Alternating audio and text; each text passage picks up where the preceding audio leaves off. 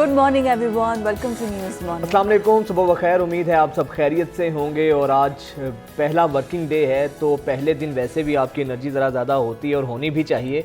तो अच्छा, बड़ी बड़ी ज़बरदस्त वेरी फर्स्ट डे छुट्टियों के बाद तो लेजीनेस ज़्यादा होती है। लेजीनेस होती है बट होनी नहीं चाहिए ना, क्योंकि पहला दिन होता है, 2 छुट्टियों के बाद आप आते हैं तो आपको ज़रा एनर्जेटिक होना चाहिए।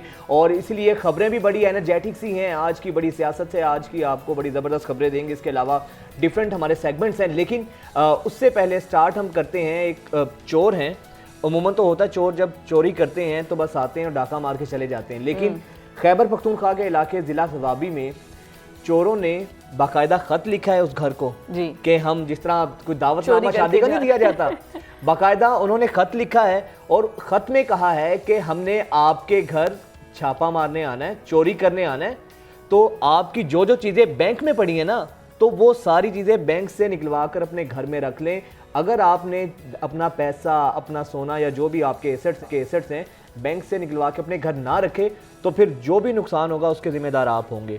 इस हद तक जराइम बढ़ चुके हैं, किस हद तक ये लोग बहादुर और हार्ट छूट हो चुके हैं कि इन चोरों ने बाकायदा खत लिखा है।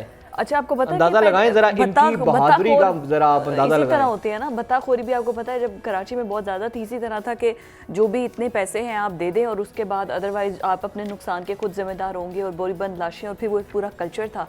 तो ये कुछ उसी की एक कड़ी उसी तरह से निकली है। वैसे तो खत लिखकर पहले डराया धमकाया जा रहा है और उसके बाद फिर चोरी की आप देखें ना, अनोखा खत है। खत अनोखा है कि आप अपनी चीज़ें बैंक से निकलवा लें। अगर बैंक से ना निकलवाई और हम चोरी करने आए, कुछ ना मिला, तो फिर हम आप लोगों को हाथ से जान से हाथ धोने पड़ सकते हैं। अच्छा, फिर हुआ ये है कि गांव वालों में ज़ाहिरी बात है खौफो हिरास फैला।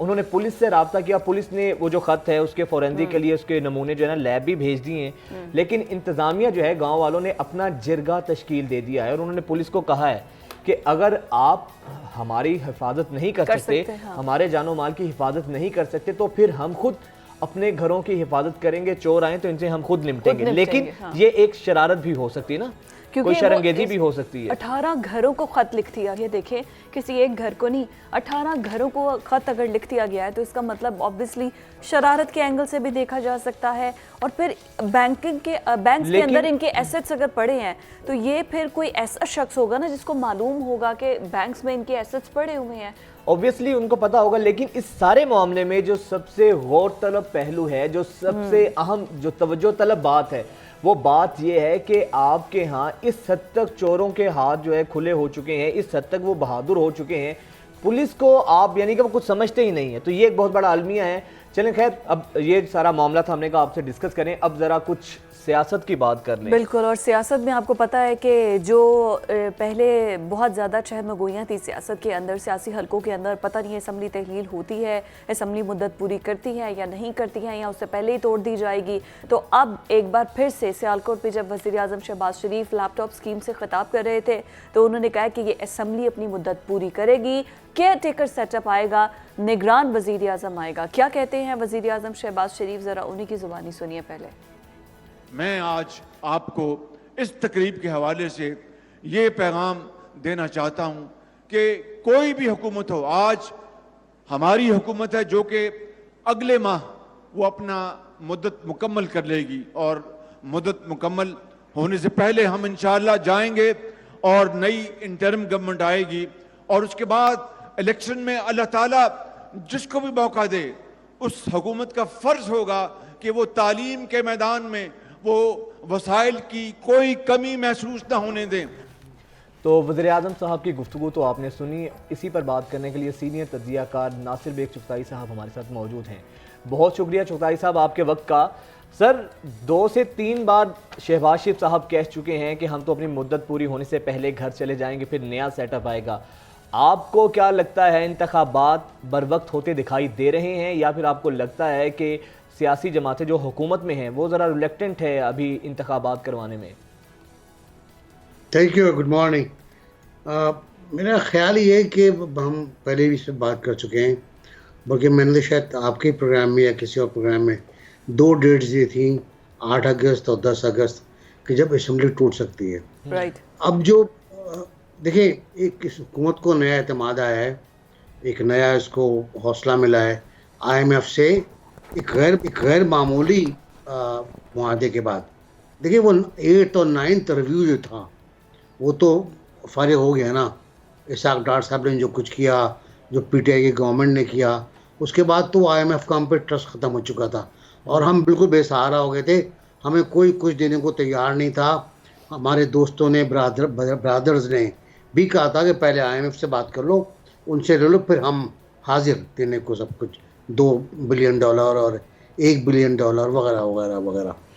तो वो सरप्राइजिंगली 2 दिन के अंदर एक ऐसा मुआहदा हो गया जिस पे आपको $3 बिलियन मिल गए over a period of 9 month.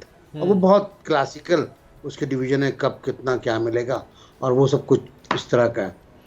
तो मेरा ख्याल ये है कि अब एक और आती थी बात हमारे गुफ्तगू के दौरान कि माशी सूरत बहुत ख़राब है और इसको काबू करने के लिए पॉसिबली माशी इमरजेंसी लगा दी जाएगी और माशी इमरजेंसी लगाने के बाद इंतखाबात मुलतवी कर देंगे जी 3 महीने, 4 महीने, 5 महीने, 6 महीने के लिए।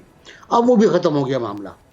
अब आपके पास कोई अब माशी इमरजेंसी नहीं है, कोई कुछ नहीं है। आपका डॉलर नीचे गया, डॉलर नीचे जाने के बाद आपने पेट्रोल प्राइस हैरत अंगेज़ तौर पर कम किए हैं। पॉलिटिकल गेम में मेरा ख्याल है। और प्राइम मिनिस्टर जहाँ जहाँ खिताब कर रहे हैं वो मुझे लगता है इंतखाबी मुहिम शुरू कर चुके हैं। शहबाज शरीफ साहब, उनकी इंतखाबी मुहिम शुरू हो गई है, दूसरे भी शुरू कर देंगे। अब अंदाज़ा यही है कि ये वक्त से पहले जाएंगे, ये मुद्दत से पहले जाएंगे, ये 10 तारीख तक असम्बलियाँ तोड़ देंगे ताकि नवंबर में इंतखाबात हों। अच्छा सर, अगर ये आपको 13 लगता नहीं है कि जिस तरीके से अब बॉडी लैंग्वेज है पीएम साहब की, ये जब से बेल आउट पैकेज हमें मिला है आईएमएफ का, तो अब से लग रहा है कि अब ये लोग किधरे मुतमईन नज़र आ रहे हैं। अब इनकी ख्वाहिश है कि जो इंतखाबात हैं वो अपने टाइम पर ही हों। ज़रा पहले जिस तरीके से इनकी बातें सुनने आ रही थी उसमें ये गैर यकीनी की सूरत हाल हमें ज़्यादा नज़र आती थी। अब तो बिल्कुल ये तय बात है कि इंतखाबात वक्त पे होंगे, इंतखाबात नवंबर में होंगे, ये भी तय हो चुका है मेरा ख्याल है। और जो दुबई में मुलाकात हुई है जरदारी साहब की और नवाज शरीफ साहब की, उसमें पहले तो बहुत कुछ था कि बिल्कुल टाइट क्लिप हैं और आयटन कर्टल है, सब कुछ नहीं।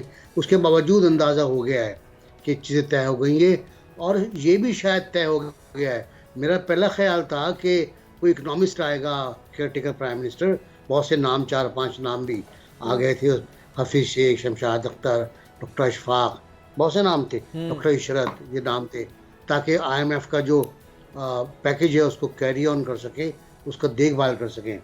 लेकिन अब लगता ये है कि दुबई का जो फैसला है, जो इत्तफाक रहा है, वो किसी पॉलिटिशियन पे हो सकता है। पॉलिटिशियन कौन होगा ये भी बड़ा देखने वाली बात है। अब ना तो बलख शेर मज़ारी हैं, ना मेरा मलिक मिराज खालिद हैं जो आके संभाल सकें।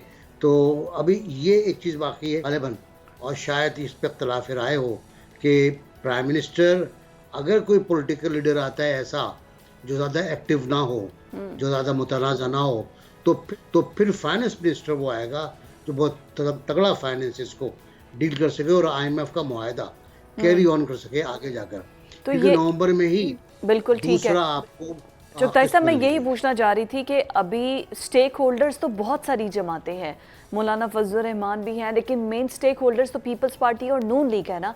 इन्हीं में ही सीट एडजस्टमेंट भी होगी और इन्हीं में ही केयर टेकर सेटअप में भी एडजस्टमेंट होगी।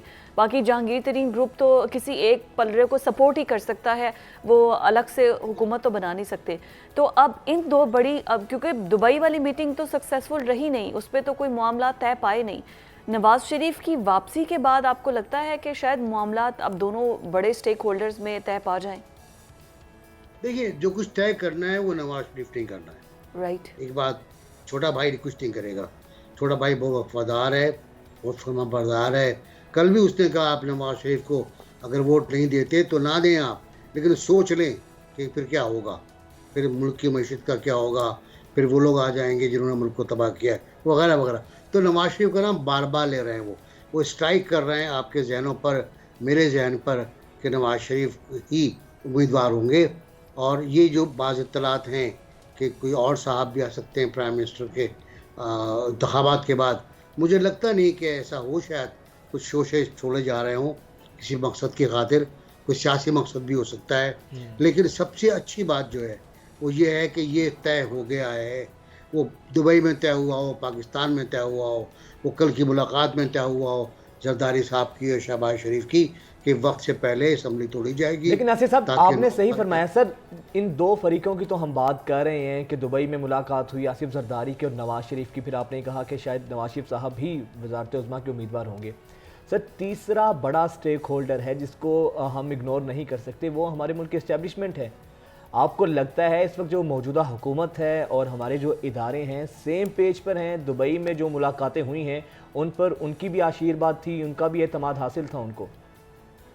अच्छा, ये सेम पेज बड़ा बदनाम हो गया बेचारा, बहुत ही बदनाम हो गया पिछले दौर में। तो एक बल्कि एक साहब ने तो कहा सेम पेज के सेम पैराग्राफ की सेम लाइन के सेम सेंटेंस में मौजूद है, तो ये तो मजाक हो गया था। बात ये है कि देखें, बास खबरें बताती हैं आपको कि हालात क्या हैं। पहली खबर आपके पास इकनॉमी काउंसिल की आई जिसमें आर्मी चीफ मेंबर हैं, फिर ज़रूरी जो डेवलपमेंट है आपकी बहुत इम्पोर्टेंट, उसमें आर्मी आपको सपोर्ट कर रही है। आर्मी का इन सर्विस जनरल साहब उसको हेड कर रहे हैं। लोगों ने एतराज़ भी किया है, लेकिन एक बिल्कुल फैक्चुअल बात है कि ये है और उसके बगैर मसला आगे नहीं बढ़ेगा। बहुत से इख्तलाफात इस मौजू पर, तो मेरा ख्याल है ऐसा कुछ नहीं है, कोई इख्तलाफ ऐसा है नहीं है जिसको जो सूरत हाल ख़राब करे। मेरा अपना ख्याल ये है कि नहीं होना चाहिए, लेकिन ख्याल ये है कि prime minister, caretaker prime minister और टीम के इंतखाब में इस्टेब्लिशमेंट का भी अपना एक किरदार होगा, अपनी एक से होगी और उनका भी अपने प्रपोजल और सर हर बार ऐसा होता भी है, हम देखते हैं, डिनाई करें या उसको एक्सेप्ट कर लें, बट मर्दमशुमारी इस वक्त सबसे बड़ा इशू है। हल्का बंदियां तो उसी के अकॉर्डिंग होंगी, तो आपको ये मसला हल होते नज़र आ रहा है? क्योंकि अभी जो एक रिपोर्ट है legislative development and transparency bill that की जानिब से जो कहा गया, उन्होंने कहा कि 2023 की मर्दमशुमारी के नताइज मुकम्मल कर लिए गए हैं और बर वक्त मंजूर कर लिए जाएंगे। मुझे लगता नहीं, ख्वाहिश मेरी यही है ताकि इंतखाबात हो सकें, लेकिन अगर ये होता है तो इंतखाबात वक्त पर नहीं होंगे, ये और ये नहीं होगा। ओके, ये कई जगह से बात सामने आ गई है कि जो पहली मर्दमशुमारी है उन्हीं पर इंतखाबात होंगे और उन्हीं पर हल्का बंदियाँ हो सकती हैं। उन्हीं इंतखाबात के तहत, मतलब कल मैं फारूक सत्तार साहब से बात कर रहा था, उनको देख रहा था, तो कह रहे थे कि अगर कुछ दिनों तक इंतखाब मुलतवी हो जाएं तो क्या हर्ज है, हमें तो नई मर्दमशुमारी के तहत चाहिए। लेकिन जो और स्टेक होल्डर, जो बड़े स्टेक होल्डर्स हैं जो मैटर करते हैं, वो कहते हैं नहीं, इसमें हम बहुत उलझ जाएंगे, हम फंस जाएंगे, हम बर वक्त इंतखाबात चाहते हैं और इंतखाबात पुरानी मर्दमशुमारी के तहत होंगे। और दूसरी बात, सबसे इम्पोर्टेंट बात ये, अगर नई मर्दमशुमारी के तहत आपको इंतखाबात कराने हैं तो आपको पाएगा पार्लियामेंट जाके आईनी तरमीम करना पड़ेगी।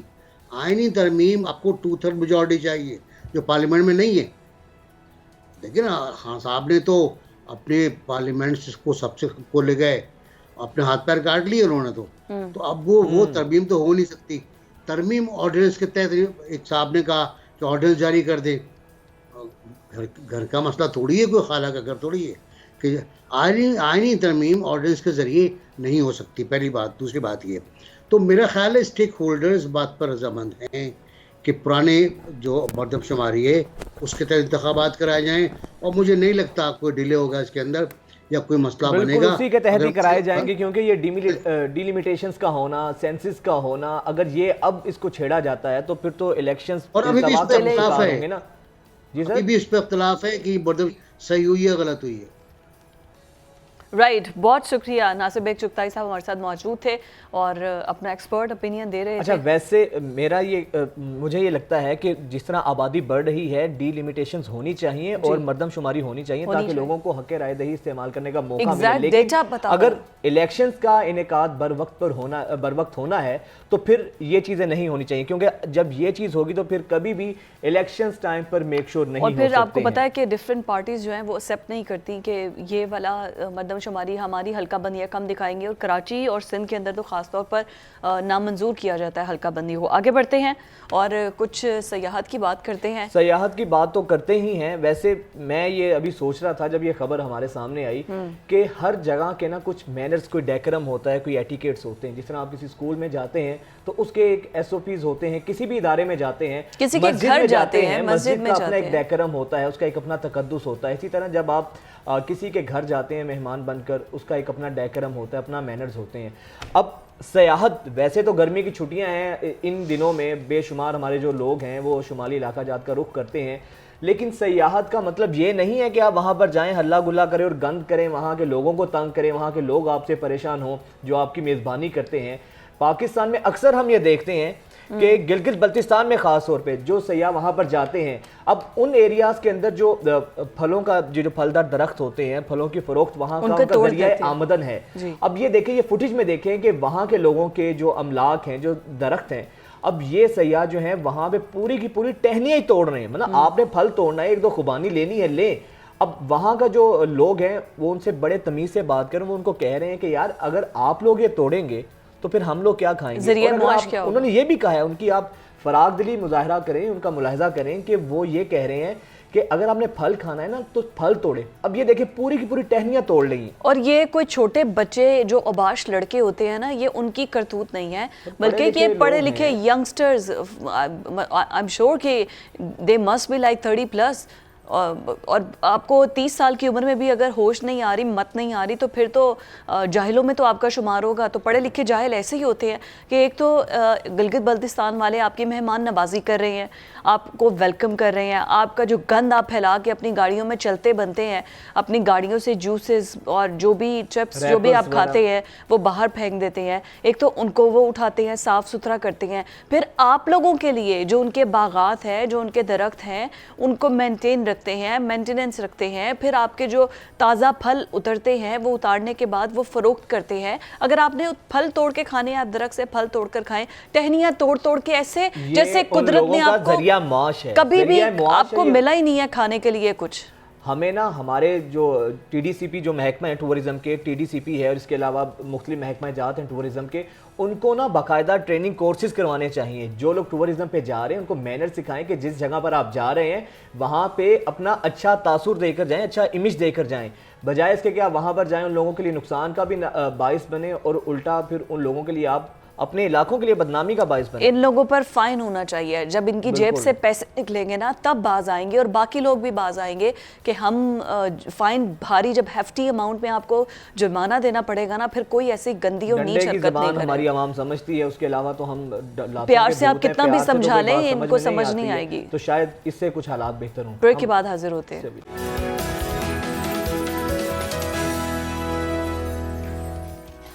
ब्रेक के बाद आपको खुशामदीद कहते हैं और अब कुछ बात करते हैं क्रिकेट की। तो पाकिस्तान और श्रीलंका के दरमियान जो 2 टेस्ट मैचेस की सीरीज़ है उसका आगाज़ हो चुका है, और इफ्तिताही रोज़ जो मेज़बान श्रीलंका था उनकी बैटिंग लाइन की अगर बात की जाए तो 6 विकेटों के नुकसान पर दिन के इख्तिताम पर उन्होंने 242 रन स्कोर किए हैं। लेकिन ये है कि हमारा बॉलिंग अटैक हमेशा से बड़ा स्ट्रॉन्ग रहा है। तो हमने आपको पता है कि टेस्ट क्रिकेट में तो खुले ओवर्स होते हैं, उसमें तो कोई बाउंड होता नहीं है, लेकिन फिर भी 242 पर भी 6 खिलाड़ियों को आउट करना ये भी एक बहुत बड़ी अचीवमेंट थी। तो आई गेस कि हमारी टीम ना वर्ल्ड कप के लिए फुल तैयार है। अभी भी जब तक पूरा मैच मुकम्मल नहीं होता, कारकर्दगी के बारे में कुछ भी कहा नहीं ये तो फिर हमारे बैटर्स पे डिपेंड करेगा ना। बॉलर्स ने हमारे अच्छे परफॉर्म कर दिए हैं, 6 खिलाड़ी आउट कर दिए हैं। आज जब 242 के बाद खेल का दोबारा आगाज होगा, लेट्स सी क्या होता है, लेकिन अब आगे बैटर्स पे डिपेंड करता है। इसी पर बात करते हैं। स्पोर्ट्स एनालिस्ट हाफिज इमरान साहब हमारे साथ मौजूद। शुक्रिया हाफिज साहब आपके वक्त का। हाफिज साहब, अब तक की गो कि अभी मैच मुकम्मल नहीं हुआ है, कुछ भी उस तरह कमेंट नहीं कर सकते, लेकिन बज़ाहिर जो अब तक की सूरत हाल आपको नज़र आ रही है, कहाँ रेट करेंगे हमारी टीम की कारकर्दगी को? देखिए, पहले दिन का खेल हुआ है और दूसरे दिन का खेल जारी है। 6 विकेटें कल श्रीलंका की गिरी, लेकिन पाकिस्तान के पास एक मौका ज़रूर था कि आज जबकि अभी तक वो बैटिंग कर रहे हैं, इस जगह तक पाकिस्तान को श्रीलंका को आउट कर लेना चाहिए था। तो उसकी वजह यह है कि देखिए, जब आप 54 पर 4 विकेटें ले लें और उसके बाद आप 250 के करीब चले जाएं और आपकी अभी 4 विकेटें बाकी हों, तो फिर यकीनी तौर पर इस पे सवाल ज़रूर उठेगा, लोग तज्ज़िया ज़रूर करेंगे, बात ज़रूर करेंगे कि क्या श्रीलंका की बैटिंग इतनी लंबी होनी चाहिए थी, जबकि आपने उनका टॉप ऑर्डर आउट कर लिया 50 रन के अंदर। पाकिस्तान के लिए ये मसला ज़रूर हो सकता है, क्योंकि पाकिस्तान ने यहाँ पर चौथी इनिंग्स खेलनी है, चौथी इनिंग्स में बारी लेनी है, और जिस तरह से कल पहले ही दिन शार्प टर्न होता रहा है, बॉल बड़ा स्पिन होता रहा है, तो चौथी इनिंग्स में, तीसरी या चौथी इनिंग्स में पाकिस्तान, चौथे या पाँचवें दिन अगर पाकिस्तान बैटिंग करता है तो पाकिस्तान के लिए श्रीलंका के स्पिनर्स मुश्किलात पैदा कर सकते हैं। पाकिस्तान 2 फास्ट बॉलर्स के साथ सिर्फ यहाँ पर खेला इस टेस्ट मैच में, और तीसरा कोई फास्ट बॉलर पाकिस्तान पे नहीं था। 2 स्पिनर्स के साथ पाकिस्तान खेला, और अगर हम उस बॉलिंग कार्ड के ऊपर भी नज़र डालते हैं तो नोमान अली अगर एक स्पेशलिस्ट स्पिनर की हैसियत से खेलते हैं और उसमें भी सिर्फ वो पहले दिन सिर्फ 8 ओवर्स ही बॉलिंग करते हैं, तो फिर सवाल ज़रूर पैदा होगा कि एक स्पेशलिस्ट स्पिनर के लिए सिर्फ 8 ओवर्स अगर उसने पहले दिन करने हैं तो फिर, और उनसे ज़्यादा आप देखें कि उनके करीब लगभग 5 ओवर्स तो अली सलमान आगा ने भी कर लिए, तो फिर ये कहीं ना कहीं ये ज़रूर महसूस होता है कि कप्तान ने अपने वसाइल जो हैं बॉलिंग के उनको बेहतर तरीके से इस्तेमाल नहीं किया। पाकिस्तान बट आप ये देखिए हाफिज़ साहब के शाहीन शाह अफरीदी उन्होंने अपनी टेस्ट क्रिकेट की 100 विकेट्स मुकम्मल कर ली हैं, सेंचुरी तो उन्होंने भी कर ली है। आपने तो सुबह सुबह ही बॉलर्स की क्लास ले लिया।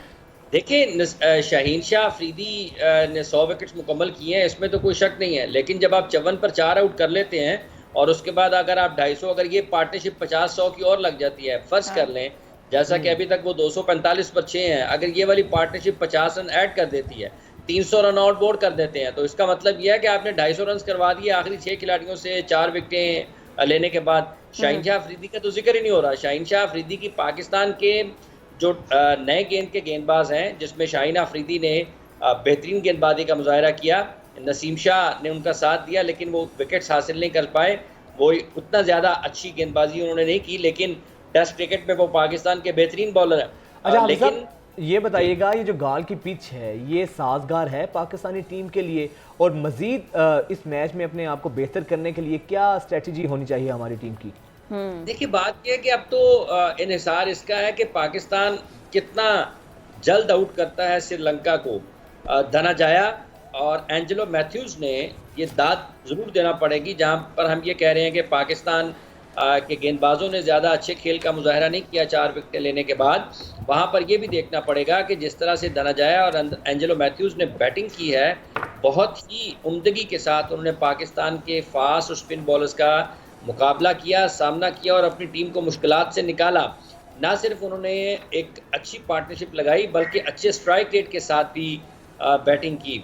आप देखें कि कल बारिश की वजह से मैच रुकता रहा बार बार, और 65 के ओवर का खेल पहले ही दिन मुकम्मल हो पाया था, और उसमें भी उनका जो रन आउट थी, जो स्ट्राइक रेट रहा, जिस तरह से उन्होंने रन्स किए, वो लगभग 4.25 की रन आउट के साथ उन्होंने रन ऑन बोर्ड किए हैं। तो उन दोनों को क्रेडिट जाता है कि उन्होंने पाकिस्तान के जो बॉलर्स हैं उनका बड़े अच्छे तरीके से मुकाबला किया है। जहाँ तक ताल्लुक इस चीज़ का है, इसका इन्हिसार अब पाकिस्तान के कमबैक के ऊपर है। श्रीलंका ने कमबैक किया 4 विकेट लेने के बाद। अब पाकिस्तान इस पार्टनरशिप को कितनी जल्दी ख़त्म करता है, ये जो आज 4 विकेटें हैं पाकिस्तान, ये कितनी जल्दी लेता है, रन ऑन बोर्ड कितने होते हैं, और फिर पाकिस्तान किस तरह से जवाब देता है श्रीलंका की इस पहली इनिंग्स की बैटिंग का। ठीक है, तो पाकिस्तान को भी लगभग एक दिन 3 सेशन तो खेलना पड़ेंगे। और अगर पाकिस्तान 3 सेशन खेलता है तो इसका मतलब ये है कि खेल जो है वो तीसरे दिन में चला जाता है, तीसरे दिन के पहले सेशन के अख्ताम तक या दूसरे सेशन के दरमियान तक। अगर श्रीलंका 350 रन कर जाता है तो पाकिस्तान को 4 नहीं, कम से कम 4.5-5 सेशन खेलना पड़ेंगे, तो फिर ये मैच उससे आगे चला जाता है। तो पाकिस्तान इन्हिसार पाकिस्तान के इस पहली इनिंग्स की बैटिंग पर है कि पाकिस्तान किस हिकमत अमली के साथ मैदान में उतरता है, और पहली इनिंग्स में भी किन बैटर्स पर जो है वो पूरा कितने रन्स पाकिस्तान करता है। अगर रन्स पाकिस्तान कम करेगा तो पाकिस्तान के लिए, चूंकि चौथी इनिंग्स पाकिस्तान की है, तो मुश्किलात पाकिस्तान के लिए बढ़ सकती हैं। लेकिन समटाइम ऐसा होता है कि हमारा टॉप ऑर्डर इतने अच्छे से चलता नहीं है, लेकिन मिडिल ऑर्डर बड़ा अच्छा परफॉर्म कर देता है, और समटाइम टॉप ऑर्डर तो बारी नहीं आने देता मिडिल ऑर्डर की। किन बैट्समैन पर हमें एम्फेसाइज करना चाहिए है कि ये हमारा जो है वो मेन पिलर्स हैं? टेस्ट मैचेस में, वनडे मैचेस में पाकिस्तान बड़ा खुशकिस्मत मुल्क है इस लिहाज से कि पाकिस्तान की टॉप ऑर्डर, बिलखुसूस आप पाकिस्तान के ओपनर्स को देखते हैं वनडे क्रिकेट में, भले T20 क्रिकेट में, भले टेस्ट क्रिकेट में, पाकिस्तान के जो ओपनर्स हैं ये बड़ी अच्छी इनकी कारकर्दगी है, तसलसल भी उसमें नज़र आता है और पाकिस्तान के लिए बड़ी कामयाबियाँ भी इन्होंने हासिल की हैं। उसमें मोहम्मद रिजवान, बाबर आजम T20 में देख लें, वनडे में आप देख लें कि इमाम और फ़खर जमान, और फिर टेस्ट मैच में जब आप देखते हैं इमाम और अब्दुल्ला शफीक, तो इनकी कारकर्दगी बहुत अच्छी रही है। पाकिस्तान को 1 साल हो गया, पाकिस्तान को टेस्ट मैच जीत नहीं पाया, तो पाकिस्तान के जो टॉप ऑर्डर है वही पाकिस्तान की जान है। देखिए अज़हर अली एक तवील अरसे तक उन्होंने पाकिस्तान क्रिकेट की नुमाइंदगी की, 97 टेस्ट मैच खेले, अब वो नहीं है। उनकी जगह पर लेने वाले क्या वो उस कारकर्दगी का मुजाहरा करते हैं जिसका उस नंबर पर अज़हर अली जो करते रहे हैं, और जो उस अहम नंबर पर जिसकी ज़रूरत होती है, इमाम और अब्दुल्ला जो हैं, ये पाकिस्तान की बैटिंग की एक बड़ी अहम हिस्सा है टेस्ट क्रिकेट में। बाबर आजम हैं, सऊद शकील, आगा सलमान, ये वो खिलाड़ी हैं, सरफराज अहमद, ये सारे वो खिलाड़ी हैं जो मुख्तसर से वक्त में सरफराज के अलावा इन्होंने अपनी कारकर्दगी से अपनी अहमियत, अपनी जगह तो बनाई है, लेकिन अब सवाल ये पैदा होता है कि जब गेंद स्पिन करेगा, टर्न करेगा, तो ये उसको किस तरीके से मैनेज करते हैं। पाकिस्तान की पहली इनिंग्स इस मैच की टोन को सेट कर सकती है, श्रीलंका को मुश्किलात में डाल सकती है, या फिर ख़ुद पाकिस्तान की टीम मुश्किलात में गिर सकती है। बिल्कुल। अच्छा हाफिज़ साहब, ये बताइएगा जो कि आगे फिर वर्ल्ड कप भी होने जा रहा है, तो इन मैचेस को और वर्ल्ड कप को अगर सामने रखा जाए तो आप क्या समझते हैं किन डिपार्टमेंट्स में हमें ज़्यादा काम करने की ज़रूरत है? बॉलिंग लाइन तो हमेशा से हमारी आइडियल रही है और हमारा फोकस, हमारा जो रिलाय है ज़्यादा वो बॉलिंग पर ही होता है, तो अब बैटिंग में कितनी हमें ज़रूरत है बेहतर करने की, और फील्डिंग भी एक बहुत बड़ा चैलेंज रहा है हमारे लिए। देखिए वर्ल्ड कप 50 ओवर्स का है, ये हम टेस्ट मैचेस खेल रहे हैं, ये 5 दिन का खेल है, तो 2 मुख्तलिफ़ किस्म के फॉर्मेट हैं, लेकिन इसके बावजूद भी अगर आप मजमूई तौर पर देखते हैं, जैसा आपने जिक्र किया पाकिस्तान की बॉलिंग का, तो पाकिस्तान की बॉलिंग बहुत शानदार है, और ये पाकिस्तान की टीम का एक इजाफी खूबी है जिसमें उसके पास मैच विनर्स मौजूद हैं। शाहीन आफरीदी को देख लें, हारिस रऊफ़ को देख लें, नसीम शाह को देख लें, ज़मान खान को देखें, जिस तरह से वो आए हैं, न सिर्फ नए गेंद के साथ बल्कि आखिरी ओवर्स में जहाँ पर डेथ ओवर्स जिनको कहा जाता है, वहाँ पर भी बहुत अच्छी गेंदबाजी कर रहे हैं। पाकिस्तान की बैटिंग में आपको टॉप ऑर्डर में बड़े अच्छे बल्लेबाज नज़र आते हैं। फिर बाबर आजम की मौजूदगी में फिर आपके पास मोहम्मद रिजवान हैं, तो ये पाकिस्तान, फिर इफ्तिखार अहमद को अगर आप खिलाते हैं, खिलाना आपको चाहिए, क्योंकि वनडे क्रिकेट में जितना वक्त उनको मिले वो पाकिस्तान के लिए बेहतर परफॉर्म कर सकते हैं। फिर स्पिन बॉलिंग ऑप्शंस पाकिस्तान के पास हैं, नवाज़ के साथ जाना चाहते हैं, इमाम के साथ जाना चाहते हैं, इमाद के साथ जाना चाहते हैं, तो पाकिस्तान के पास अपने वसाइल तो मौजूद हैं। बेहतर टीम सिलेक्शन के साथ और जो दस्तयाब मौक़े हैं उनसे फ़ायदा उठाते हैं, तो पाकिस्तान की टीम में जान तो है, दुनिया की किसी भी टीम को हरा सकती है। बेहतर हिकमत अमली, बेहतर टीम सिलेक्शन, ये बहुत अहम किरदार अदा करेगी। प्लेइंग 11 बेहतर बहुत अहम किरदार अदा करेगी। जब T20 वर्ल्ड कप पाकिस्तान खेलने गया था ऑस्ट्रेलिया में, तो वहाँ पर देखे जिन खिलाड़ियों पर हम इन्हिसार करते रहे, वहाँ पर जाकर हमें ये अंदाज़ा हुआ अचानक कि नहीं, ये तो यहाँ पर नहीं मुअस्सर साबित नहीं होंगे। हिकमत अमली को तब्दील करना पड़ा, पाकिस्तान की टीम फ़ाइनल तक जाने में कामयाब हुई, वो कि उसमें अगर मगर का भी किरदार था, लेकिन पाकिस्तान ने अच्छी क्रिकेट खेली। इफ्तिखार अहमद ने बहुत अच्छी क्रिकेट खेली, हारिस रऊफ़, शाहीन आफरीदी, जितने भी पाकिस्तान, मोहम्मद नवाज़, शादाब खान, जैसा कि, तो पाकिस्तान के पास ऑप्शंस हैं। पाकिस्तान की टीम को इतनी आसान टीम नहीं होगी जब वर्ल्ड कप के लिए भारत जाएगी। हिकमत अमली, बेहतर टीम सिलेक्शन दुनिया की किसी भी टीम को मुश्किलात में डाल सकती है पाकिस्तान की टीम।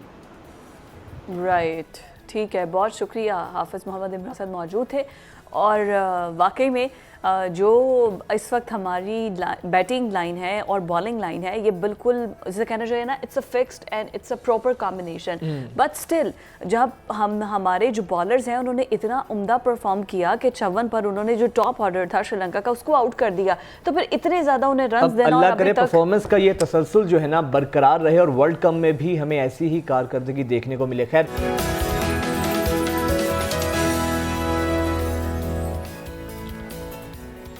ब्रेक के बाद आपको खुश आमदीद कहते हैं, और अभी जो अहम इस मुआशरे का जो गंदा पहलू है, सयाहबाब है, उसकी तरफ मैं रोशनी डालना चाहूँगी कि बहुत सी सोशल मीडिया पर वीडियोस वायरल हुई हैं जिसमें जो प्राइवेट ऑटोज़ होते हैं, जो रिक्शा होते हैं, जो सस्ती सवारी होती है, पब्लिक ट्रांसपोर्ट का इस मुल्क के अंदर क्या हाल है वो सबके सामने है।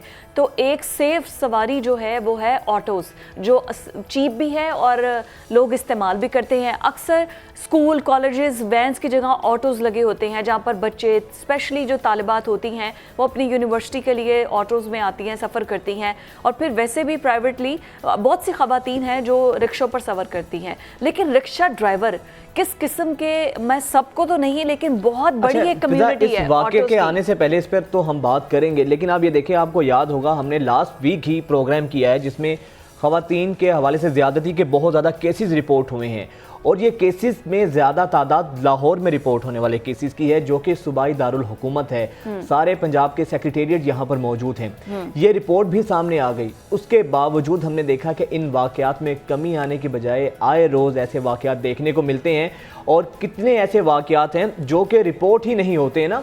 इससे पहले बेशुमार ऐसे वाक़यात हुए हैं, लेकिन एक वाक़या भी आपको याद होगा, सानिया कसूर वाला, उसमें सज़ाए मौत दी गई थी मुजरिम को, ज़ैनब कत्ल केस वाला मामला था। उसके बाद हमने देखा है कि कुछ केसेस जो मीडिया पर रिपोर्ट्स होते भी हैं, लेकिन जब तक वो मीडिया की जीनत बने रहते हैं तब तक उस पर एक्शन लिया जाता है। उसके बाद हम देखते हैं कि मुजरिमान को छोड़ दिया जाता है। अभी ये जो रिसेंटली आया है, ठोकर न्याज बेग के करीब एक रिक्शा ड्राइवर ने माँ और बेटी दोनों से ज्यादती की है, उस पर भी खामोश। और अभी एक मुतासरा लड़की हमारे साथ मौजूद हैं जो कि अपनी यूनिवर्सिटी से निकल कर जा रही थी, ऑटो में बैठी, और एक तालिबा है, मतलब एक लड़की जो कि यूनिवर्सिटी से जा रही है, यूनिवर्सिटी से निकल रही है घर जाने के लिए, और उसके साथ ये सब कुछ हो रहा है। तो वो हमारे साथ मौजूद हैं, उनसे बात करते हैं। उन्हीं की कहानी, उन्हीं की ज़बानी ही जानते हैं। ये मुतासरा लड़की हमारे साथ मौजूद हैं। बहुत शुक्रिया आपका वक्त देने का। अच्छा, ये बताएं कि एक्चुअल वाक़या हुआ क्या? हमारे पास तो रिपोर्ट्स भी आ रही हैं, लेकिन आप जो कि ऐनी शाहिद हैं, आप मुतासिरा हैं, तो हुआ क्या था? कुछ वाक़या ज़रा प्लीज़ अगर आप हमसे शेयर करना चाहें।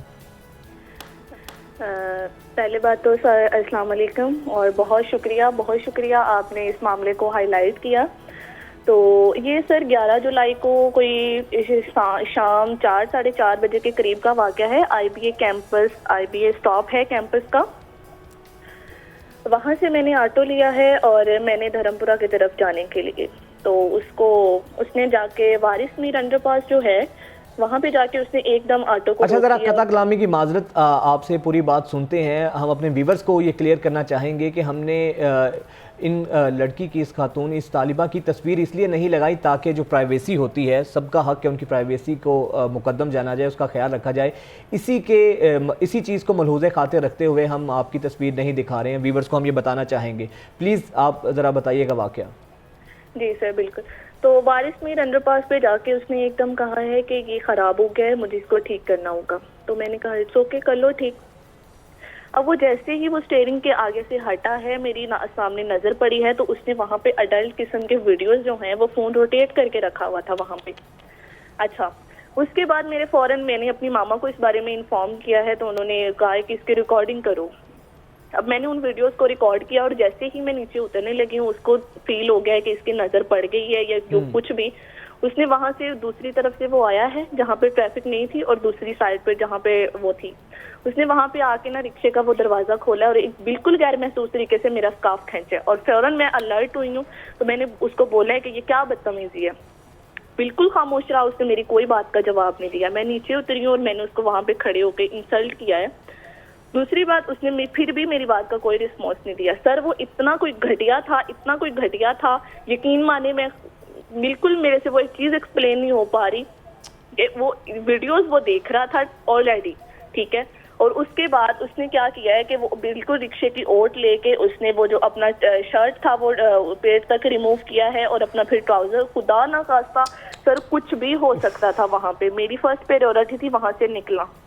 मैंने पीछे से एक ऑटो आ रहा था, मैंने उसको हाथ दी है, मैंने उसको रोका है, तो मैंने कहा मैंने तुम्हारे साथ नहीं जाना, यहाँ से दफा हो जाओ। वहाँ पे उसने अपने ऑटो का दरवाजा जोर से बंद किया है। वहाँ रोड पे खड़े होके मुझे गंदी और नंगी माँ बहन की गालियाँ दी हैं। जैसे ही मैंने उस रिक्शे वाले को रोका है, वो रिक्शे वाला रुका है, और वो फौरन वो बंदा वहाँ से निकल गया। अच्छा ये बताइएगा, यकीनन इंतहाई मसलन किस जहनीत का वो शख्स होगा मालिक के जिसने इस तरह की हरकत की है? और वैसे तो हम कहते हैं, अब देखिए ये निकाब में थी खातून, उनके साथ अगर इस तरह की बातें करें, तालिबा अपने पूरे कॉस्ट्यूम के साथ वहाँ पर मौजूद थी। अच्छा ये बताएं, कोई उसका कोई रिकॉर्डिंग की है आपने, उसका चेहरा जिसमें नज़र आ सकता हो, या आपने उबर के थ्रू वो रिक्शा बुक करवाया था, उसका कोई नंबर वगैरह हो आपके पास?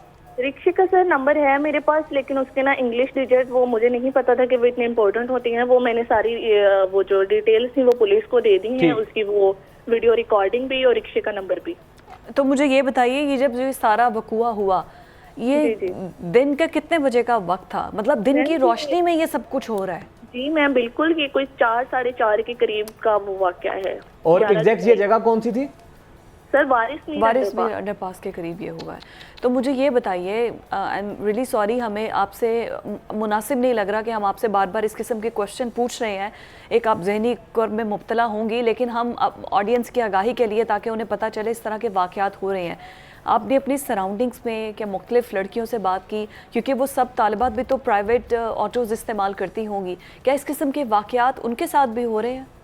जी मैम बिल्कुल, लेकिन मैंने उनको भी इस बारे में बिल्कुल इसको मैंने मोटिवेट किया है कि आप इसके खिलाफ आवाज़ उठाएं। देखिए मैम बिल्कुल, जिस माशरे में हम रह रहे हैं वहाँ पे अगर हम बात करते हैं ना तो उल्टा हमें ही ब्लेम किया जाता है। तो बहुत सारी बच्चियां, मेरी अपने हॉस्टल में ही काफ़ी सारी बच्चियों से बात हुई है इस बारे में, तो बिल्कुल ये सब हो चुका है मैम उनके साथ, लेकिन वो रिपोर्ट नहीं हुआ, वो मीडिया की नज़र में नहीं आया।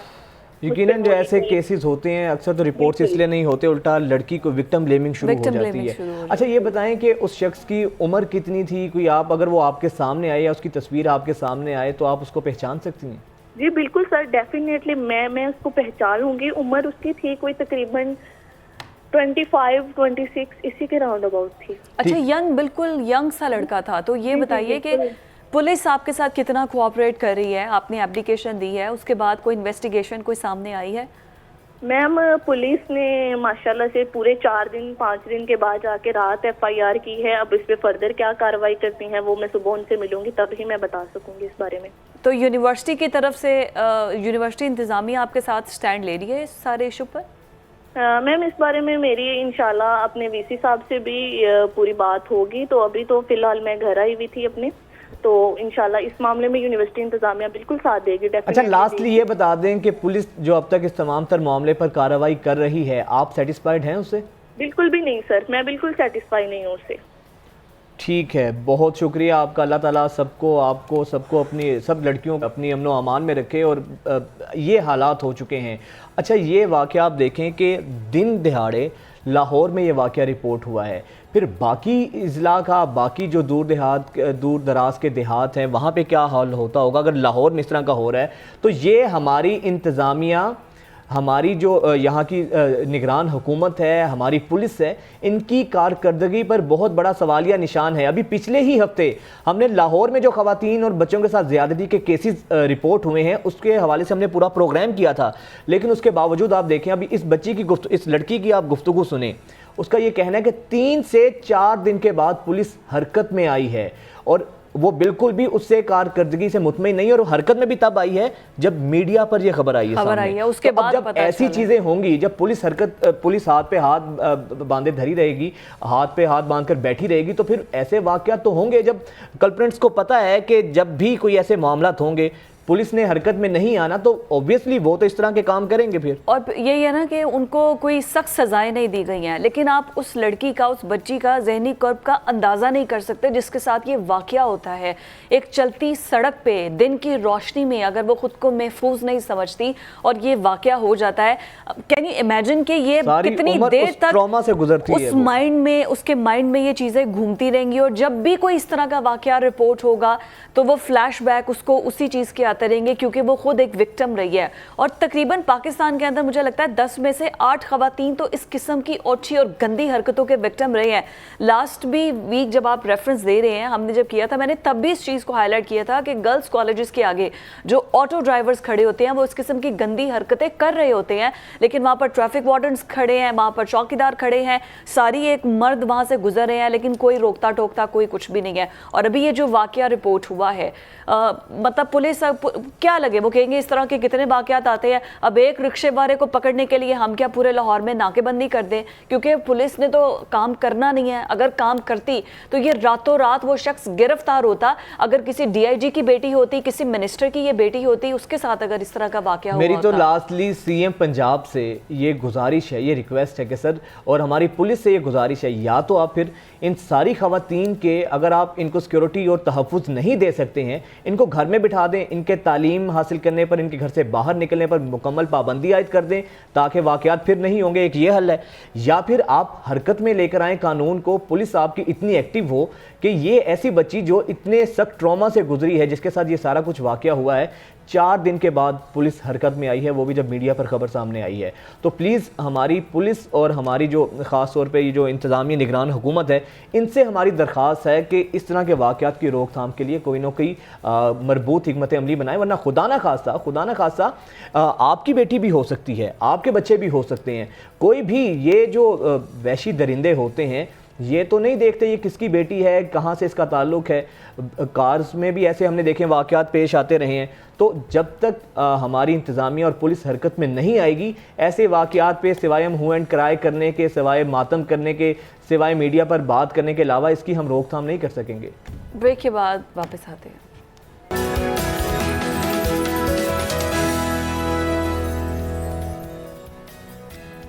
ब्रेक के बाद एक दफ़ा फिर से आपको खुशामदीद कहेंगे नाज़रीन, और कुछ अब ज़रा तालीम की बात कर लें। तालीमी मैदान में एक बड़ी ज़बरदस्त एक डेवलपमेंट हुई है। ज़बरदस्त तो नहीं हुई है, लेकिन एक तब्दीली हुई है। तब्दीली ये हुई है, आपको याद होगा शुरू से जब से हम पढ़ते आ रहे हैं तो पासिंग मार्क्स जो थे ना, वो 33% होते थे जी। यानी कि 100 में से जिसने 33 मार्क्स ले लिए हैं तो वो पास करार पाता है। और तो लड़कों की ये ख्वाहिश होती थी कि बस इस तरह का पेपर हो कि बस 33 मार्क्स आ जाएं, तो वो समझते थे कि हमने पोजीशन हासिल कर ली है। लड़कियां 80, 95 मार्क्स पर भी रो रही होती थी और लड़के 33 मार्क्स पर लेकर खुशियां हैं ना, उनके शादियाने बजा रहे होते थे।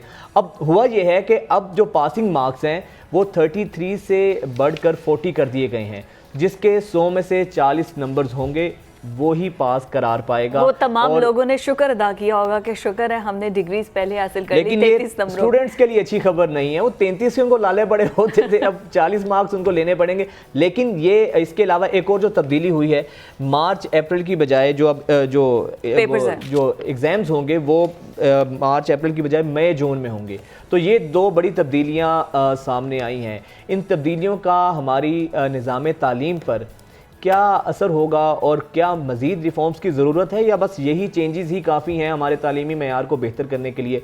इसी पर बात करने के लिए साबिक वज़ीर तालीम मियाँ इमरान मसूद साहब हमारे साथ मौजूद हैं। बहुत शुक्रिया मियाँ इमरान साहब आपके वक्त का। सर ये बताएं कि दुनिया भर में जो पासिंग मार्क्स की शरह है वो तो इससे भी ज़्यादा है, 33 से अब 40 पर हम आ गए हैं। आप समझते हैं ये कोई रेवोल्यूशनरी चेंज है हमारे एजुकेशन सिस्टम में, या मज़ीद रिफॉर्म्स की ज़रूरत है अभी? देखिए, रिफॉर्म्स तो साथ साथ चलते रहते हैं, लेकिन अगर 33 से अगर हम 40% पे चले गए हैं पासिंग मार्क्स पे, तो मैं ये समझता हूँ कि महकमा तालीम ने एक बहुत बड़ा चैलेंज जो है वो अपने ऊपर ले लिया है। क्योंकि पासिंग मार्क्स का मतलब, बढ़ाने का मतलब ये है कि आपने बेंचमार्क जो है वो ऊंचा कर दिया है, ऊपर कर दिया है। सवाल ये पैदा होता है कि बच्चा अगर फेल होता है तो ये किसकी जिम्मेदारी है? आया ये बच्चे की जिम्मेदारी है या ये टीचर की या पेरेंट की जिम्मेदारी है? एब्सोल्युटली। तो जी, हम जो जनरल हमारा परसेप्शन यही है कि टीचर की ये जिम्मेदारी है कि वो बच्चा अगर कोई नालायक है या कमज़ोर है तो उस पर ख़ास तवज्जो दे के उसको ऊपर करे। लेकिन हमारे यहाँ बहुत बड़ा इंफ्रास्ट्रक्चर है तालीम का। चारों सूबों में सरकारी स्कूल्स और बोर्ड्स और असेसमेंट, एग्जामिनेशन, टीचर्स की तादाद बहुत ज़्यादा है। आपने देखा पिछले 2 सालों में, क्या बल्कि अभी भी चल रहा है, सिंगल नेशनल करिकुला चल रहा है, जहाँ पर पहली से 5वीं, फिर 5वीं से 8वीं और अब 8वीं से 12वीं का निसाब जो है उसकी तैयारी की जा रही है। अब निसाब इसलिए चेंज किया जाता है कि बच्चा जो है वो आला तालीम हासिल करे, रट्टे से हटकर जो है वो इंटरएक्टिव क्रिटिकल थिंकिंग पे बच्चा आए और अपनी तालीम हासिल करे। अब ये है कि टीचर्स को जो है वो इसमें बड़ी मेहनत करनी पड़ेगी और टीचर्स की ट्रेनिंग जो है वो बड़ी ज़रूरी है। निसाब की तैयारी और तैयारी के बाद उनको ट्रेन करना कि निसाब पढ़ाना कैसा है, ये 2 चीज़ें बहुत इम्पॉर्टेंट हैं। अगर आप प्राइवेट सेक्टर देखें तो प्राइवेट सेक्टर में पासिंग मार्क्स जो है वो 50% हैं। तो हर एक ने अपना अपना एक चैलेंज लिया हुआ है अपनी क्वालिटी को मेंटेन करने के लिए, एक स्टैंडर्ड अपना जो है वो हाई रखा हुआ है और असेसमेंट बड़ी वो स्ट्रिक्ट करते हैं ताकि बच्चा मेहनत करे और बच्चा जो है वो अच्छे नंबर ले और वो स्ट्रगल करता रहे। देखें, अभी हमारी यूनिवर्सिटीज़ में जब आप दाखिला लेने जाते हैं तो आपको 45% से ऊपर दाखिला मिलेगा, नीचे अब आपको किसी भी जगह दाखिला नहीं मिलेगा। बहुत बड़े बड़े प्रोग्राम्स हैं जिनमें 60% आपको चाहिए, मार्क्स चाहिए, और अगर आप मेडिकल कॉलेज और इंजीनियरिंग यूनिवर्सिटीज़ ले लें तो वो तो 95 प्लस पे जो है उनका मेरिट जा रहा है। तो ये स्कूल साइड और कॉलेज साइड लिंक्ड है आपस में, और कॉलेज और यूनिवर्सिटीज़ भी लिंक्ड हैं। तो अगर तो महकमा तालीम ने ये चैलेंज ले लिया है और महकमा तालीम महकमा तालीम के ये चैलेंज लेने के बाद, ये चैलेंज लेने से ज़्यादा स्टूडेंट्स को चैलेंज दिया है, आपको नहीं लगता कि फेल रेशो इससे दैट माइट बी पॉसिबल कि ज़्यादा हो जाए? 33% पे हमें इतना फेल रेशो देखने को मिलता है।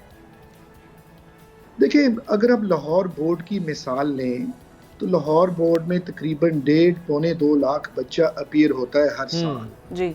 और इन 1.5-2 लाख में से 50% बच्चा फेल होता है और 50% बच्चा पास होता है।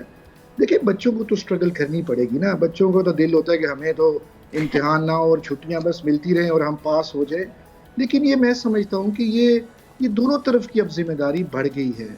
टीचर्स की जिम्मेदारी भी बढ़ गई है और स्टूडेंट्स की भी जिम्मेदारी बढ़ गई। अब कहीं से तो हमने स्टार्ट लेना ना। बट सर, टीचर्स की जिम्मेदारी आप बढ़ तो गई है, लेकिन टीचर्स यहाँ पर घोस्ट मुलाजमीन है। दूसरा, टीचर्स तनख्वाहों के लिए आए रोज सड़कों पर हैं। अभी ये लास्ट वीक से 5-6 रोज सड़कों पर रहे हैं, सरकारी मुलाजमीन हड़ताल पे रहे हैं।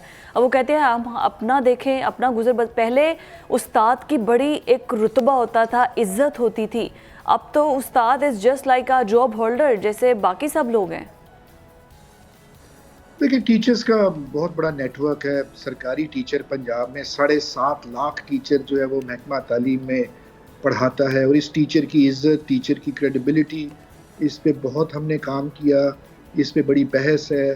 साफ ज़ाहिर है जो पुराने ज़माने के जो असातिज़ा थे, इज़्ज़त भी ज़्यादा थी, मेहनत भी ज़्यादा थी जी। अब टीचर जो है वो हमने ये देखा है कि हर वक्त अपनी वो तनख्वाह, अपने आप को रेगुलराइज करना, अपनी पेंशन, अपनी इंक्रीमेंट, अपनी प्रमोशन, इसी पे सारा साल जो है वो जद्दोजहद रहती है, ना कि हम अपने मयार तालीम पे हम जोर दें।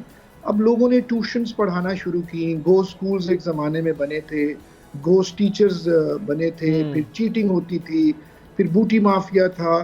तो हमारे स्कूलों की जो मयार था उसकी क्रेडिबिलिटी बड़ी कमज़ोर थी। अगर 2002 की आप बात करें, जब मुझे वजारत मिली तालीम की, तो उस वक्त मामला बहुत ख़राब था। प्राइवेट सेक्टर बड़ी तेज़ी से ऊपर आ रहा था और ये सरकारी सेक्टर जो आप नहीं समझते कि आप तो चूँकि वज़ीर तालीम भी रह चुके हैं, सर्व कर चुके हैं as a education minister. Sir, जब से ये हमारी एजुकेशन सेक्टर जो है ज़रा कमर्शियल बुनियादों पर आया है, प्राइवेट इंस्टीट्यूशन बड़ी तादाद में सामने आए हैं, उसके बाद सर जो एजुकेशन सिस्टम है, एक तो वो बहुत ज़्यादा डिस्टर्ब हुआ है, स्टूडेंट को एज ए कस्टमर ट्रीट किया जाता है। वो जो एक उस्ताद और शागिर्द का एक बॉन्ड होता था, एक ताल्लुक़ होता था, वो कहीं ना कहीं पीछे रह गया है। और फिर दूसरी चीज़ सर, जो हमारे सरकारी स्कूल्स का एक टाइम में जो स्टैंडर्ड होता था, वो बिल्कुल अब फारिग होकर रह गया, वो मेयार ही नहीं रहा। देखिए, अभी तो बेहतरी आ गई है। पहले तो स्कूल खाली होते थे, वहाँ पे गधे भैंसें बंदी होती थी, गो स्कूल्स थे। टीचर जो था वो अपना हर वक्त मफरू रहता था, इंस्पेक्शन बड़ी कम थी, ऑडिट बड़ा कम था, कोई ज़्यादा ध्यान नहीं था। लेकिन अब बड़ी अवेयरनेस आ गई है। पिछले 20-30 सालों में सरकारी सेक्टर ने भी अपने आप को बड़ा पुल अप किया है। देखिए, आप प्राइवेट सेक्टर को कसूरवार नहीं ठहरा सकते।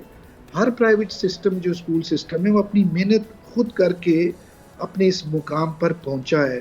फीस तो उसने लेनी है और फीस के बगैर तो प्राइवेट सेक्टर नहीं चलता। ये तो माँ बाप की मर्जी है, वो अपने बच्चों को सरकारी में भेजें या प्राइवेट सेक्टर में लेकिन सर पर इसमें हम ये ये आज की देखते हैं बहस मियां नहीं है। साहब कि वो जो क्रिएटिवनेस थी, अब नोट्स दे दिए जाते हैं बच्चों को, इतने 5-5 बच्चे के वेट से ज्यादा जो भारी भरकम बैग्स उसका होते हैं बैग होते हैं, उनके बस्ता कोर्स उसका होता आउटलाइन है। में ही 17 तो बुक्स सर वो जो होती हैं। एक क्रिएटिविटी थी, एक सोचने समझने की जो स्किल थी, उसको इम्प्रूव करना था, उसकी बजाय एक रटालाइजेशन की तरफ और नोट्स देकर बच्चों को लकीर का फकीर बना दिया गया है। ये भी हमें बहुत ज़्यादा देखने को मिलता है सर।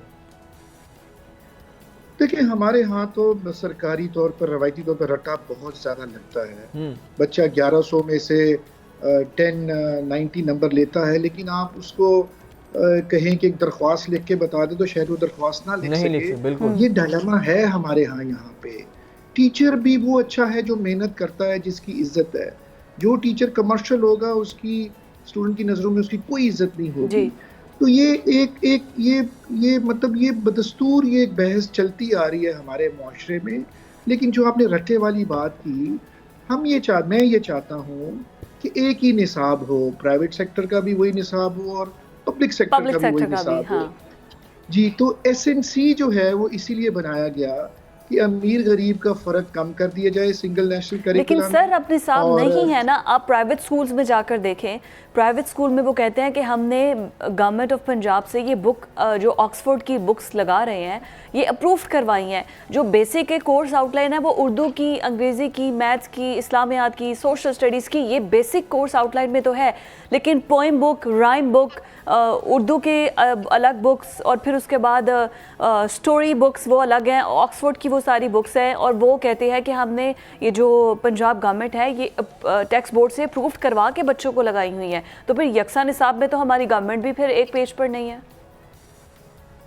देखिए हमारे यहाँ पाकिस्तान का कानून ये है कि आप पब्लिक सेक्टर में या प्राइवेट सेक्टर में जो भी किताब पढ़ाएंगे उसका आपको एनओसी लेना पड़ेगा टेक्स्ट बुक बोर्ड से। जी बिल्कुल। अब जो मौजूदा 2 सालों से सरकारी स्कूलों में और प्राइवेट स्कूलों में एक ही किताब पढ़ाई जा रही है। मसलन पहली जमात में 5 सब्जेक्ट्स हैं जो पढ़ाए जा रहे हैं सरकार में भी और प्राइवेट सेक्टर में। हाँ, अगर प्राइवेट सेक्टर ने उन 5 किताबों के अलावा कुछ पढ़ाना है तो उसका वो एनओसी लेंगे अपना टेक्स्ट बुक बोर्ड से। लेकिन वो 5 किताबें पाबंदी है, वो पढ़ानी है, जिसमें नाजरा है, आपने नाजरा पढ़ाना है बच्चे को, वो लाजमी है। वो प्राइवेट स्कूल भी पढ़ाएगा, पब्लिक स्कूल भी पढ़ाएगा। अच्छा मियां साहब, आपको लगता है कि ये फिजिबल है? एक यकसा निसाब की बात करते हैं, यूनिफॉर्मिटी की बात करते हैं, हमारे मुल्क में पॉसिबल है कि मदारिस हों, प्राइवेट स्कूल्स हों, हमारे सरकारी स्कूल्स हों, जो करिकुलम है वो यूनिफॉर्म हो? देखिए इतनी कैपेसिटी नहीं है हमारे में। अगर आप ये कहें कि प्राइवेट स्कूल में फ़्रेंच पढ़ाई जा रही है और हम मंडी बहाउद्दीन के एक स्कूल में सरकार में भी फ़्रेंच पढ़ाएं, हमारी सरकार में कैपेसिटी नहीं है। तो लिहाजा अगर मैं पेरेंट हूँ, मैं अपने बच्चे को कंप्यूटर एजुकेशन देना चाहता हूँ सरकारी स्कूल में, तो वहाँ तो अवेलेबल नहीं है पहली जमात में, लेकिन प्राइवेट स्कूल में अवेलेबल है। मैं अपने बच्चे को टेनिस खिलाना चाहता हूँ, उसको मैं स्विमिंग करवाना चाहता हूँ, वो नहीं है। मैं अपने बच्चे को समर कैंप लगवाना चाहता हूँ जिसमें अपनी वो अंग्रेज़ी इम्प्रूव करे, जिसमें अपना वो खेल कूद करे, कोई म्यूज़िक इंस्ट्रूमेंट सीखे, वो सरकार में ये चीज़ें नहीं हैं। तो यकसा निसाब जो है वो बेसिक्स के लिए तो बहुत अच्छा है, जिसमें इस्लामिक एजुकेशन आ जाए, जिसमें मुतालिया पाकिस्तान आ जाए, जिसमें हिस्ट्री आ जाए, सीरतुन नबी आ जाए, जिसमें नाजरा आ जाए, कुरानिक अपना सारी एजुकेशन, इस हद तक तो यकसा चल सकता है। लेकिन इसके ऊपर अगर एक बच्चे ने टर्किश ज़ुबान सीखनी है, या आजकल चाइनीज़ का बड़ा फैशन है, ज़रूरत भी है, तो ये चाइनीज़, ये टर्किश, ये फिर गवर्नमेंट लेवल पर तो ऐसे काम किए नहीं जा सकते हैं। लेकिन फिर भी हमारी 85 रुकनी गवर्नमेंट है, पुलिस का निज़ाम हमारे सामने है। बहुत शुक्रिया मियां इमरान मसूद साहब आपका। लेकिन एक चीज़ है, अब तो वज़ीर तालीम रहे हैं, इन्होंने तो कहा है कि ये मुमकिन ही नहीं है ना। लेकिन हमारी सियासी जमातें देखें, सबका एक मैनिफेस्टो में उनका बुनियादी नारा यही होता है कि यकसा निसाब, यकसा निज़ाम तालीम होना चाहिए। अगर तालीम आपकी प्रायोरिटी होता लगता है तो बजट में आपका तालीम का बजट कोई तकरीबन 2 अरब डॉलर ना रखा जाता। वो तो बजट तालीम क्या, हमारी सेहत हमारी तरजीहात का हिस्सा नहीं है। लेकिन आप ये देखें कि डिफरेंस आप चेक करें, अक्सर हम इस पे बात करते हैं कि 3 निज़ाम तालीम इस वक्त राइज है ना हमारे मुल्क में, एक मदारिस का है, एक सरकारी स्कूल्स का है, एक प्राइवेट स्कूल्स का है। अब डिफरेंस इतना है, तजाद इतना है कि जो मदारिस के या सरकारी स्कूल्स के बच्चे हैं उनको पुश एंड पुल के डिफरेंस का नहीं पता, और लेकिन दूसरी तरफ जो प्राइवेट स्कूल्स में बड़े बड़े लाखों रुपया जिनकी फीसिस हैं उनका ये हाल है कि उनको सूरह इखलास तक नहीं आती। तो इतना बड़ा जब ये कंट्राडिक्शन होगा, इतना बड़ा तजाद होगा, तो फिर कैसे हम कह सकते हैं कि एक ही सोच, एक कौमी सोच जन्म ले सकेगी हमारे माशरे में, और फिर तो डिफरेंट स्कूल ऑफ थॉट्स के बच्चे सामने आएंगे और फिर कौम इसी तरह मुख्तलिफ चीज़ों में मुनकसिम रहेगी। और उसके अलावा भी जब आपका तालीम का बजट हर बजट में कम कर दिया जाता है, आपका सेहत का बजट हर बजट में कम कर दिया जाता है, तो फिर उसके बाद तो यही होगा ना कि आपके पास जब लाखों रुपए दे सकते हैं आप फीस के, तो आप प्राइवेट स्कूल्स में पढ़ाएंगे, वरना गवर्नमेंट स्कूल में तो आपको पता है खैर ये तो बात हो गई। अब जरा आप मुल्क से बाहर निकल के रूस की तरफ जाते हैं। रूस से एक बड़ी ज़बरदस्त सी खबर है, मतलब ऐसी न्यूज़ यार, वहाँ के हुक्मरानों को देखकर, उनके जेस्चर्स को देखकर ना रश्क आता है कि काश हमारे हुक्मरान भी ऐसे हैं। कहीं ना कहीं स्टंट तो करते हैं हमारे हुक्मरान, लेकिन सही मानों में जिस तरह वो लोग रवैया रखते हैं अपनी आवाम के साथ। अब ये फुटेज मुलाहिजा करें, ये व्लादिमीर पुतिन हैं जो रूस के सदर हैं। अब हुआ ये है कि इन्होंने इससे पहले ईद के दिन मुसलमानों के साथ इज़हार यकजहती करने के लिए उनके एरिया में गए, उनके इलाके में गए, वहाँ पर एक चौक में खड़े हुए और जितने मुसलमान थे, मुस्लिम थे, उनको वो ईद की ग्रीटिंग्स देते रहे, मुबारकबादें देते रहे। तो एक बच्ची जो उसी इलाके की थी, जो बच्ची की तस्वीर आप देख रहे हैं, इसने गिला किया ट्विटर पर, इंस्टाग्राम पर कि मुझसे क्यों नहीं मिले, वो मुझे नजर नहीं आए। रियासत इसका नाम है, और ये मिल नहीं सकी, रश में रोती रही कि मैं व्लादिमीर पुतिन को मिल नहीं सकी। तो रोते हुए इसकी वीडियो जो है वायरल हुई, और उसके 2 रोज़ के बाद क्रेमलिन में फिर पुतिन ने उनको खुद बुलाया अब उनके माँ बाप के साथ, और उसकी मुलाकात हुई, और वो कैसे भाग के मिली, और ऑलरेडी पुतिन फूल पकड़ के उनका इंतजार कर रहे थे। ये चीज यहाँ तक ही बात नहीं है, उन्होंने उनको अपनी चेयर पे बिठाया, सदारती चेयर, दासियान जो मुस्लिम अक्सरियत इलाका है, ये वहाँ की है, उन्होंने कहा कि वहाँ की सूरत हाल क्या है, इकोनॉमी की, वहाँ की मईशत की सूरत हाल क्या है, बात की। उसने कहा कि नहीं ठीक नहीं, तो उन्होंने जो वज़ीर ख़ज़ाना है, फाइनेंस मिनिस्टर हैं, उनकी फ़ोन पे उनसे बात कराई और उनको कहा कि ये बच्ची जो है ना मुतालिबा कर रही है तो उसको कोई ग्रांट दी जाए। तो 5 अरब रूबल उसकी इजाफी ग्रांट इस बच्ची के थ्रू जो है ना मंजूर करवाई गई। हालांकि ये चीज़ें तो पहले से स्केड्यूल्ड होती हैं, तयशुदा होती हैं, लेकिन आप देखें कि किस तरह अपने मुल्क के आवाम को उन्होंने इज़्ज़त देने का मुजाहरा किया है, किस तरीके से उन्होंने इस मुस्लिम बच्ची की इज़्ज़त दी है, उसकी हौसला अफजाई की है। तो ये छोटे छोटे जेस्चर्स होते हैं जिससे ये सदारती चेयर पे इस वक्त ये बच्ची बैठी है, और अभी सदर पुतिन जो वीडियो में है ना, वो वज़ीर ख़ज़ाना से, फाइनेंस मिनिस्टर से उनकी बात करवाने लगे हैं। आप ये फुटेज में देख रहे हैं, और उसके बाद ये जो 5 अरब रुपए की ग्रांट भी उस बच्ची के मंजूर करवा ली गई है। तो अब ये सिर्फ ये है कि आपने एक पूरी कम्युनिटी का वोट बैंक हासिल कर लिया है। ऐसे ही नहीं कहा जाता, वोट बैंक उनके दिल जीत लिए हैं। ऐसे ही नहीं कहा जाता कि जो रियासत का सरबराह होता है वो रियासत का बाप होता है। तो ये जेस्चर्स होते हैं जो आपको फ़र्क जाहिर करते हैं एक हुक्मरान में और एक रियासत के सरबराह में फ़र्क क्या है। हालांकि वहाँ पर भी मुस्लिम कम्युनिटी माइनॉरिटीज़ में है, लेकिन एक माइनॉरिटी में एक बच्ची को बुला के इस तरह इज्जत देना, हौसला अफजाई करना, तो ये दिल जीतने वाले काम होते हैं। स्टे विद अस, ब्रेक के बाद आते हैं।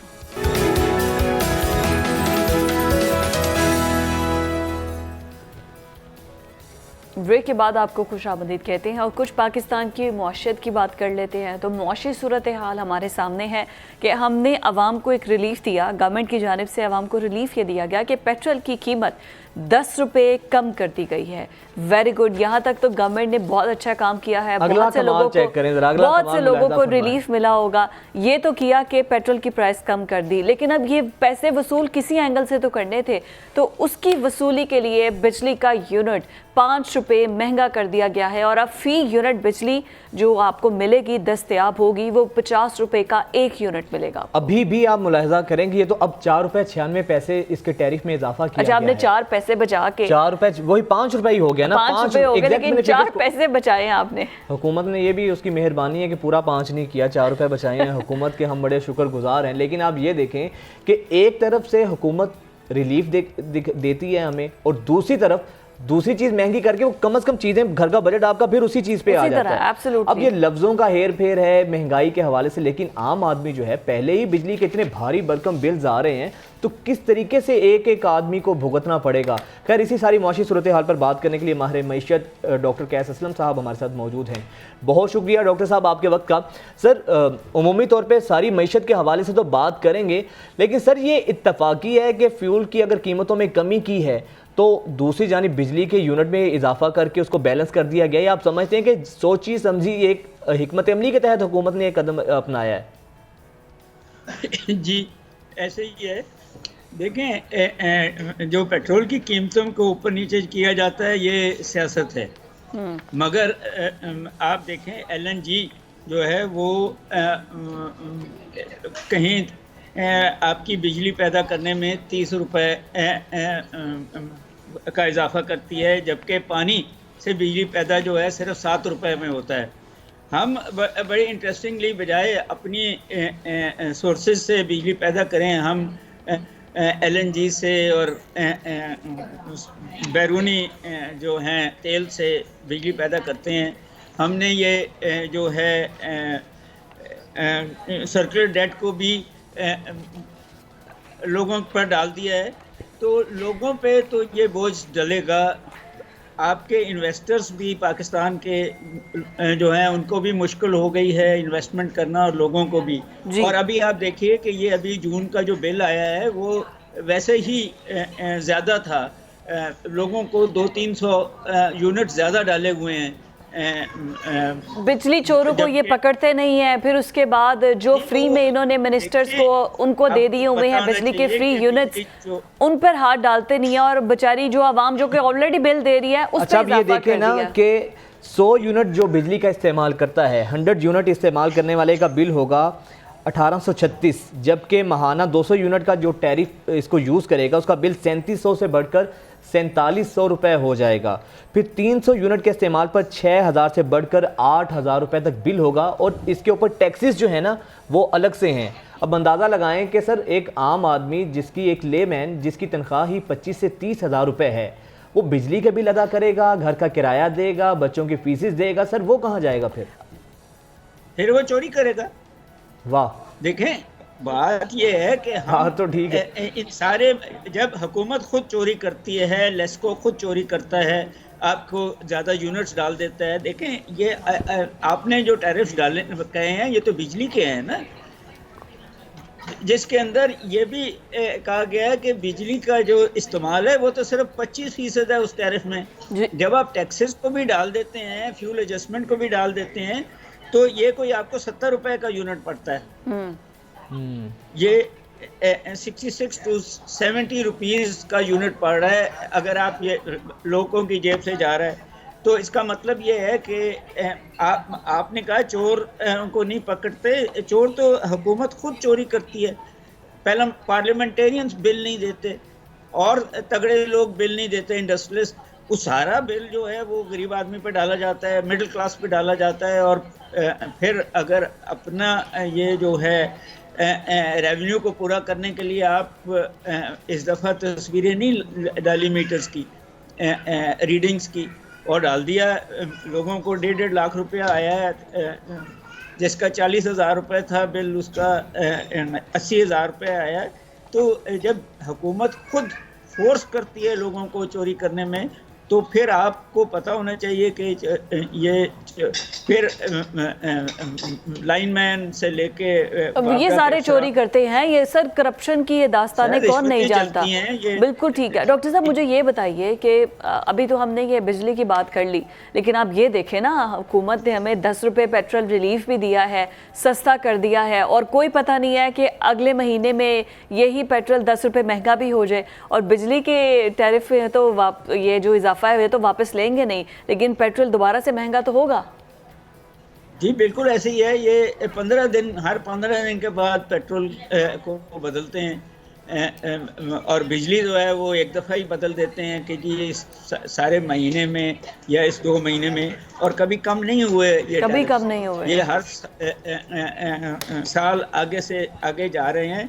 जो प्रॉब्लम है वो आपको पता होना चाहिए कि जो रेगुलेटर है उसके अंदर गवर्नमेंट के नुमाइंदे हैं, उसके अंदर IPPs के नुमाइंदे हैं, मगर कंज्यूमर का कोई नुमाइंदा नहीं है, पार्लियामेंटेरियन कोई नहीं बैठा हुआ वहाँ, ताकि ये कहीं पार्लियामेंट के अंदर और उनको तो वैसे ही मुफ्त होती है बिजली, सरकारी अफसरों को मुफ्त है। जी जी बिल्कुल। तो जब जिन्होंने फैसले करने हैं उनको मुफ्त है बिजली, तो फिर आपके मेरे ऊपर ही पड़ेगा ना ये सारा बोझ। उनके तो मुफ्त तो लगे, मैं उन्हें क्या लगे, बंदर क्या जाने अदरक का अच्छा, स्वाद। पहले तो सिर्फ पेट्रोलियम मसनूआत की डॉक्टर साहब चीज़ें कीमतें ये ऐसी किसी भी या बिजली के यूनिट्स महंगे होने पे तो दुख होता था, अब चीज़ें सस्ती भी होती हैं तो डर लगता है, क्योंकि आपको पता है कि एक जगह से सस्ती करेंगे दूसरी जगह से बिजली महंगी कर देंगे। सर ये IMF के कहने पे तो नहीं किया गया, IMF से जो हमें ये बेल आउट पैकेज मिला है। बात ये है कि अब बड़ा आसान हो गया कि हर ब्लेम जो है ना, हर बेईमानी का IMF के खाते डाल दो। ये बात तो सही है कि IMF ने कहा अपना रेवेन्यू करो, IMF ने कहा होगा कि आप लेवी के अंदर वो लेवीज जो हैं वो ज़्यादा करिए, हाँ। मगर वो लेवीज तो पेट्रोलियम के लिए की गई हैं। IMF ने ये कहा है कि जी सर्कुलर डेट को ख़त्म करिए, तो सर्कुलर डेट को ख़त्म करने के लिए आपने कंज्यूमर से और पैसे ले लिए हैं। सर्कुलर डेट ख़त्म नहीं होना जब तक आप शाहाना खर्चे जो प्रोटोकॉल है उन पर नहीं कट लगाते हैं, तब तक तो ये सर्कुलर डेट खत्म नहीं हो सकता। और कोई पता नहीं IMF वाले यहाँ पर आए तो डॉक्टर साहब कोई 3-4 पर्चे उनके नाम के भी निकल आए, जो उन्होंने इतना कुछ डाल दिया हमने उनके कंधों पर। बहुत शुक्रिया डॉक्टर कैस असलम साहब हमारे साथ मौजूद थे। जोक सपाट, लेकिन हमारी इकोनॉमी की सिचुएशन अगर वाकई में हुकूमत है और रिलीफ देना चाहती है तो फिर आम आदमी तक उसका हुकूमत संजीदा है, सजी दिखाकर खब्बी मारने के लिए, लोगों को बेवकूफ़ बनाने के लिए तो संजीदा है। फ्यूल सस्ता किया, बिजली महंगी कर दी, लेकिन सही मानों में अगर आवाम को रिलीफ देना है उसके लिए तो अभी तक हुकूमत कहीं संजीदा दिखाई नहीं दे रही। या तो दो चीज़ें हैं, या तो काम हो नहीं पा रहा इसहाक डार साहब से, मईशत चल नहीं पा रही, या फिर उनकी तवज्जो ज़्यादा इस पर है कि आवाम को किस तरह घुमा फिरा कर जो है ना लॉलीपॉप दिया जाए। आगे बढ़ते हैं और आगे व्हाट वी हैव नेक्स्ट। आगे वही इंतहाई अफसोसनाक वाक़या, एक पहले जो हमने लाहौर में ज़्यादती के वाक़े का जिक्र किया था, दूसरा फिर मार्गिला हिल्स पर जो खातून के साथ ज़्यादती का वाक़या पेश आया। अब इंतहाई अफसोसनाक वाक़यात होते हैं कि मसलन जब भी हम ऐसे वाक़यात का जिक्र करते हैं तो यकीन करें दुख भी होता है कि हम किस मुआशरे में रह रहे हैं, मुस्लिम मुआशरे में हम रह रहे हैं, लेकिन आए रोज़ ज़्यादती के इस तरह के वाक़यात का रिपोर्ट होना ये एक बहुत बड़ा अलमिया है। मुल्ज़िमान को गिरफ्तार तो कर लिया गया है, लेकिन इन वाक़यात की रोकथाम में कमी नहीं आ रही है। ये वाक़या है क्या और अब तक क्या कार्रवाई की गई है? हमारी नुमाइंदा किरण खान हमारे साथ मौजूद हैं। किरण, ज़रा तफसीलन इस तमाम तर इस वाक़े का अहवाल बताइएगा, किस डेट को ये वाक़या हुआ ज़्यादती का? अच्छा, ये जो ट्रेल है, ट्रेल 3 जिसको कहा जाता है, ये तो बड़ा बिजी ट्रैक है, यहाँ पर लोग हाइकिंग के लिए अक्सर आते जाते रहते हैं, वहाँ पर इस तरह का वाक़े का हो जाना ये बहुत अलार्मिंग है। किरण जी बिल्कुल, मैं अगर आपको बताऊं तो ये जो 13 जुलाई को वाक़या आया था और लड़की की मुद्दत में थाना कोसार में जो मुकदमा है वो भी दर्ज कर लिया गया है। अगर ट्रेल 3 के हवाले से मैं आपको थोड़ा सा बताऊं तो ट्रेल 3 और ट्रेल 5 इस्लामाबाद के सबसे फेमस ट्रेल जो है वो तस्वुर किए जाते हैं, जो ऑल डे जो है आपको बिज़ी मिलते हैं, पूरा वीक आपको बिज़ी मिलते हैं और स्पेशली वीकेंड पे ये इसमें बहुत ज़्यादा रश होता है। अगर मैं आपको बताऊँ थोड़ा सा अपना पर्सनल कैपेसिटी में जो मेरा एक्सपीरियंस है, क्योंकि मैं जहाँ की रिहायशी हूँ और बिल्कुल हमारे ऑफिस के करीब जो पड़ते हैं, जहाँ से ऑलमोस्ट 5 मिनट की ड्राइव है जो ट्रेल 3 और ट्रेल 5 को जाते हैं, तो अक्सर मेरा भी ऑल्दो कि आपको अकेले नहीं जाना चाहिए क्योंकि ये एक बिल्कुल जंगल होता है, लेकिन जहाँ पे लोग बहुत ज़्यादा होते हैं। 1-2 दफ़ा मैं अकेले भी गई हूँ और ट्रेल 3 पर ही गई हूँ।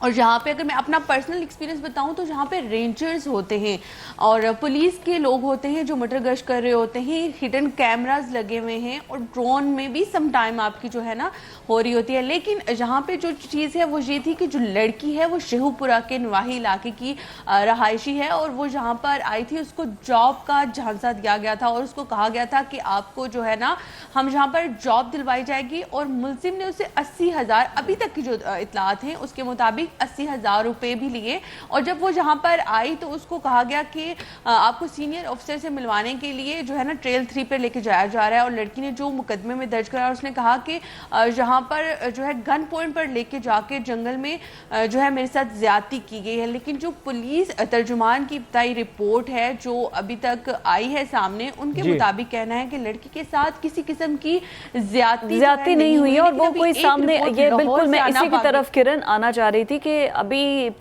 ये कह रहे हैं कि उनके जो रिपोर्ट सामने आई है जिस्म पर कोई खराश भी नहीं है और कोई किस्म की ज़्यादती के शवाहिद को मिले भी नहीं है, और वो लड़की ने भी क्या कोई फोदगी हो गई है और मैं इस वजह से आ नहीं सकती, उसने भी अपना शायद नंबर ऑफ कर लिया है। तो ये क्या एक नया ट्विस्ट आया है इन्वेस्टिगेशन में? कोई किसी आपको लगता है कि लड़की पर शायद दबाव डाला गया है कि वो इसकी पैरवी ना करे? देखिए फिजा, अगर मैं आपको बताऊं तो इस तरह की चीज़ें तो होती हैं। जब इस तरह के इंसिडेंट सामने आते हैं तो पुलिस भी अपने आप को सेफ साइड पे रखना चाहती है, फिर और भी चीज़ें हो जाती हैं। लेकिन अभी तक जो पुलिस की इन्वेस्टिगेशन हुई है, लेडी ऑफिसर ने जब उस लड़की से सवालात किए तो उनके मुताबिक लड़की सही तरह से जवाबात नहीं उनको दे पाई थी। और जैसी बात है, जब आपसे ज्यादती होती है तो डिफरेंट तरह के सैंपल्स कपड़ों के ऊपर आपके जो है निशानात या बॉडी पे आते हैं, क्योंकि आप अपने आप को बचाते हैं या शोर करते हैं। तो वहाँ पे तो इतना बिजी ट्रैक है, ऑलमोस्ट हर तरफ जो है लोग होते हैं। तो इस तरह की भी कोई चीज सामने नहीं आई अभी तक। और फिर पुलिस के मुताबिक कोई लड़की किस तरह से अपने कोई झूठा इल्जाम इस तरह से अपनी करैक्टर असैसिनेशन कर सकती है? ऑब्वियसली कुछ ना कुछ तो हुआ होगा ना जिसके बाद ये सब कुछ हुआ है।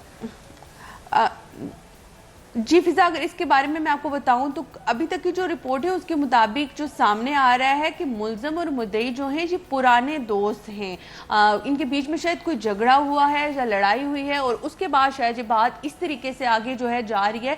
लेकिन अभी तक ये हतमी फैसला नहीं। अच्छा किरण, ये बताइएगा, जिस तरह आपने कहा कि हतमी फैसला नहीं आया, मेडिकल रिपोर्ट है वो लाहौर से आना बाकी है। राइट, अभी तक मेडिकल रिपोर्ट लाहौर से आना बाकी है सैंपल। जी पुलिस की तफ्तीश के मुताबिक जो इब्तदाई रिपोर्ट थी उसके मुताबिक उन्होंने कहा कि ज्यादती नहीं हुई। अच्छा ये बताइएगा, इसी खातून ने ये इल्जाम लगाया है कि ये जो नुमान नामी शख्स है इसने मुझे नौकरी का झांसा देकर बुलाया था यहाँ पर और फिर मेरे साथ ये ज्यादती का वाकया किया है।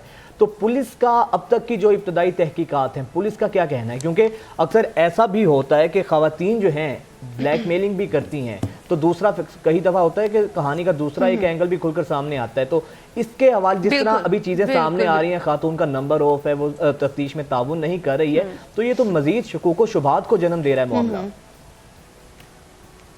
बिल्कुल, आपकी बात बिल्कुल दुरुस्त है कि सम टाइम हमारे सामने जो सिक्के का एक रूह है वो सामने आता है, दूसरा नहीं आता।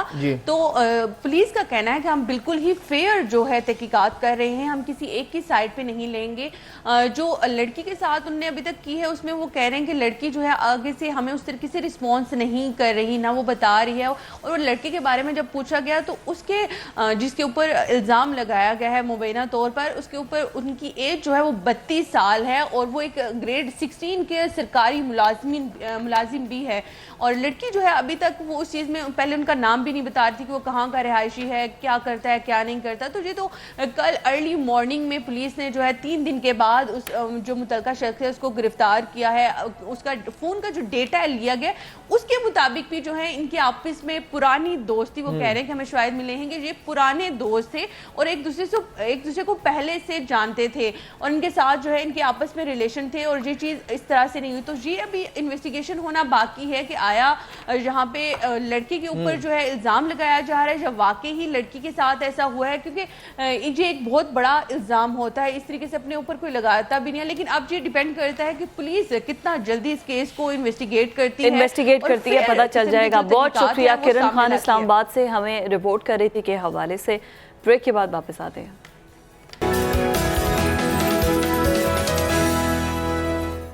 ब्रेक के बाद आपको खुशामदीद कहते हैं और अब कुछ क्लाइमेट चेंज के हवाले से बात करते हैं। तो क्लाइमेट चेंज में आपको पता है कि पूरी दुनिया में ज़रूरत से ज़्यादा बारिशें हो रही हैं। वो तमाम ममालिक जहाँ पर कभी गर्मी बहुत ज़्यादा हुई भी नहीं थी, अब वहाँ पर हीट वेव अलर्ट जारी कर दिया गया है। और आपने देखा कि मुख्तलिफ पाकिस्तान के अंदर तो पाकिस्तान सिचुएशन तो डेविस्टेटिंग है, यहाँ पर तो बारिशें बहुत ज़्यादा है और लास्ट ईयर भी सैलाबी सूरत हाल का सामना था। लेकिन अभी ये जो डेवलप्ड कंट्रीज़ हैं उनके बारे में भी यही कहा जा रहा है कि वहाँ पर भी जो दर्जा हरारत है वो पहले इतना ज़्यादा नहीं था, अब बहुत ज़्यादा हो चुका है। और अगले ये जो 20 बरसों का मौसम है वो तस्वुर किया जा रहा है कि इससे भी ज़्यादा बुरा होगा अगर अभी से हमने क्लाइमेट चेंज पर काम ना किया, ज़्यादा से ज़्यादा दरख्त ना लगाए तो यही सूरत हाल होगी। और मुख्तलिफ टेक्सास, ग्रीस, स्पेन, इटली और मुतादिद ऐसे ममालिक हैं, इनको बड़ी तादाद में हीट वेव का सामना है। हीट वेव जानलेवा भी हो सकती है। खैर, हम अगर पाकिस्तान की बात करें, पाकिस्तान भी उन ममालिक में सरे फहरिस्त है जो कि क्लाइमेट चेंज की जद में आए हैं। बड़ी तादाद में ग्लेशियर्स का पिघलना इसकी एक अलामत है। उसके बाद हमने देखा कि लास्ट ईयर 2022 में पाकिस्तान की तारीख का बदतरीन सैलाब जो है वो आया, और उसके बाद हमने देखा कि कितना बड़ा हमारा जानी नुकसान हुआ, माली नुकसान हुआ। तो अब पूरी दुनिया क्लाइमेट चेंज के हवाले से बहुत ज़्यादा संजीदा है, क्योंकि अगले 30 से 40 साल क्लाइमेट चेंज के हवाले से बहुत अहम करार दिए जा रहे हैं, क्योंकि क्लाइमेट चेंज जो है ये आपकी अगली नस्ल की बका का मसला है। और क्लाइमेट चेंज जिस तरीके से पिघल रहा है, अगर हम लोगों ने या हमारे ममालिक ने इस हवाले से कोई एहतियाती तदाबीर ना अपनाई, कोई इकदाम ना किए, जिन इन इकदाम में ख़ासतौर पे दरख्त लगाना है, फिर उसके अलावा दूसरे प्रिकॉशनरी मेजर्स हैं, अगर ये ना किए तो आइंदा जो हमारी आने वाली नस्लें हैं वो बदतरीन बहरान का सामना कर सकती हैं। ना सिर्फ ये बल्कि आबी हयात, फिर परिंदे, जानवर, उनके लिए भी मसले मसाइल होंगे, और बहुत सी ऐसी नस्लें हैं जानवरों की जो कि मादूम हो जाएंगी, क्योंकि हमारी फ़ज़ा में कार्बन डाइऑक्साइड बहुत ज़्यादा तादाद में बढ़ता जा रहा है। पोल्यूशन की वजह से, धुएं की वजह से, कार्बन डाइऑक्साइड ज़्यादा होने की वजह से और ऑक्सीजन लेवल कम होने की वजह से इतनी ज़्यादा सिचुएशन डिस्टर्ब हो रही है। और तकरीबन तमाम ममालिक की अगर इस कुराए अर्ज़ की बात की जाए तो 1.5 डिग्री 1.5 डिग्री जो सेंटीग्रेड है वो ज़्यादा होता जा रहा है। इस वजह से लोग यूरोप में, आपको पता है कि वो तमाम लोग तो कभी इतनी शदीद गर्मी को बर्दाश्त ही नहीं कर सकते। हम चूँकि ज़्यादा सर्दी के आदी नहीं है, माइनस टेम्परेचर में नहीं रह सकते। यूरोप की बात हम छोड़ते हैं, मुझे ये बताएं कि वजारत जो मौसमियात तो बना दी गई है जी, इससे बढ़कर आपका हुकूमती सतह पर आपको कहीं से महसूस हुआ है कि हमारी हुकूमतों की तरजीहात में ये शामिल है काम? बिलियन ट्री सुनामी इसी की एक कड़ी थी ना, लेकिन हुआ तो कुछ भी नहीं, क्योंकि क्लाइमेट चेंज दावों की हद तक तो मैनिफेस्टो में बहुत ज़्यादा, लेकिन प्रैक्टिकली हमने नहीं देखा कि किसी भी तरह से बजट के अंदर आप देख लें कहीं भी हमारी हुकूमतों की तरजीहात का ये हिस्सा रहा हो।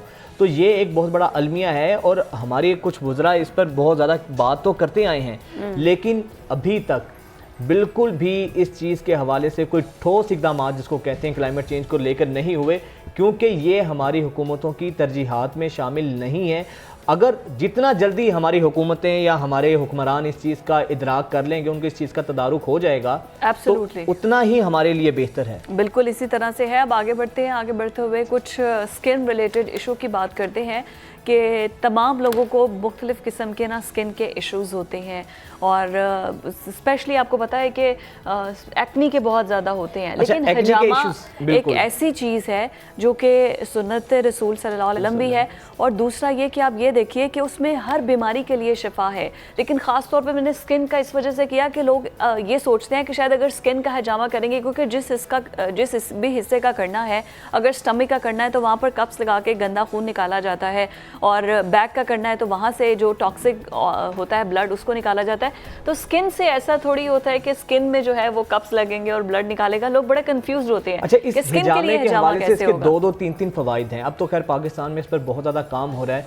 एक तो हिजामा सस्ता इलाज भी है, हाँ, और मेडिकली इसके वैसे तो बीइंग ए मुस्लिम हमारा ये ईमान का हिस्सा है कि हिजामा जो भी जिसका सुन्नत से ताल्लुक़ है वो फ़ायदेमंद ही होगा। लेकिन इसके दरअसल फ़वाइद कितने हैं और हिजामा कब कब करवाना चाहिए, इसी पर बात करने के लिए हमारे साथ डॉक्टर रिफत फरहान साहिबा मौजूद हैं स्टूडियो में। बहुत शुक्रिया डॉक्टर साहिबा आपके वक्त का। मैम क्विकली सर ये बताइएगा मैम कि कितना फ़ायदेमंद है हिजामा इंसानी सेहत के लिए, और किन किन लोगों को ये करवाना चाहिए? वालेकुम अस्सलाम वरहमतुल्लाहि वबरकातुहू। हजामा हमारे जिस्म के डिज़ाइन के मुताबिक ही अल्लाह ताला ने इस सुन्नत तरीका इलाज को रखा हुआ है, और कुरान में हजामा का इतनी दफ़ा जिक्र आया है, हदीस से साबित है, सही मुस्लिम और सही बुखारी के हवाले से, उनमें भी वाज़ेह तौर पे लिखा हुआ है कि तुम्हारे इलाजों में सबसे बेहतरीन तरीका इलाज हजामा है। इससे आगे तो इंसानी अकल जाती नहीं, क्योंकि इंसान जो है इसके साथ जो एक अल्लाह ताला ने बुकलेट भेजा वो कुरान है। अगर हम कुरान और हदीस के मुताबिक अपनी लाइफ को, अपने जिस्मानी जितना भी हमारा जो है ट्रीटमेंट वो करते हैं, तो उसमें हजामा सबसे बेस्ट है, जो हमारे खाने पीने के हवाले से और सब चीज़ों के हवाले से टॉक्सिन और आपके जो एनवायरनमेंट है उसके अंदर जो आप गुस्से की हालत में जो आपके टॉक्सिन बॉडी के अंदर जमा होता है उसको रिलीज़ करने के लिए बेहतरीन तरीका इलाज जो है वो हजामा तो है। कितनी देर में करवाना चाहिए हजामा? और स्पेशली मैं स्किन रिलेटेड ही पूछना चाहूँगी कि किस तरह से स्किन का अगर हजामा करवाना है तो क्या स्टमक से होगा या कमर से होगा, किस तरह होगा? एक्चुअली हम जो कुछ खाते हैं ना वो स्टमक में ही जाता है। एब्सोल्युटली। और जब आप स्टमक आपका हेल्दी होगा तो आपकी सारी चीज़ें ऑटोमेटिकली हेल्दी होंगी। और अगर आपका स्टमक के अंदर टॉक्सिन है तो तो फिर आपका स्किन आपको स्टॉप करती है एक्नी की सूरत में कि अब बस कर दें, जो आप खा रहे हैं वो रॉन्ग है। हाँ। इसके लिए सबसे बेहतरीन तरीका इलाज हजामा है, क्योंकि हम वहाँ पे कपिंग करते हैं और फिर कप जो है वो उसको सक्शन करता है। इसके बाद जो है आपका जो टॉक्सिन है सिर्फ वो आपकी कैपिलरीज के ऊपर आता है, और उसको जब हम पप आउट करते हैं तो आपका टॉक्सिन बाहर आता है, आपका ब्लड नहीं आता। लोगों में एक ये भी मिथ है कि हमारा ब्लड कम हो जाएगा या इस तरह से हमारा खून ज़ाया हो जाएगा, ऐसा बिल्कुल भी नहीं है। इस पे आपका जो हजामा करने वाला डॉक्टर है उसके ऊपर डिपेंड करता है कि वो उसका कट कितना लगाता है। इसमें कट नहीं लगता, माइनर स्क्रैच होता है और उसको पिन अप जब किया जाता है जस्ट सिर्फ आपका कैपिलरी के प्रिक करते हैं, प्रिक करके तो वो सारा टॉक्सिन बाहर आता है। और कितना ड्यूरेशन का ये होता है?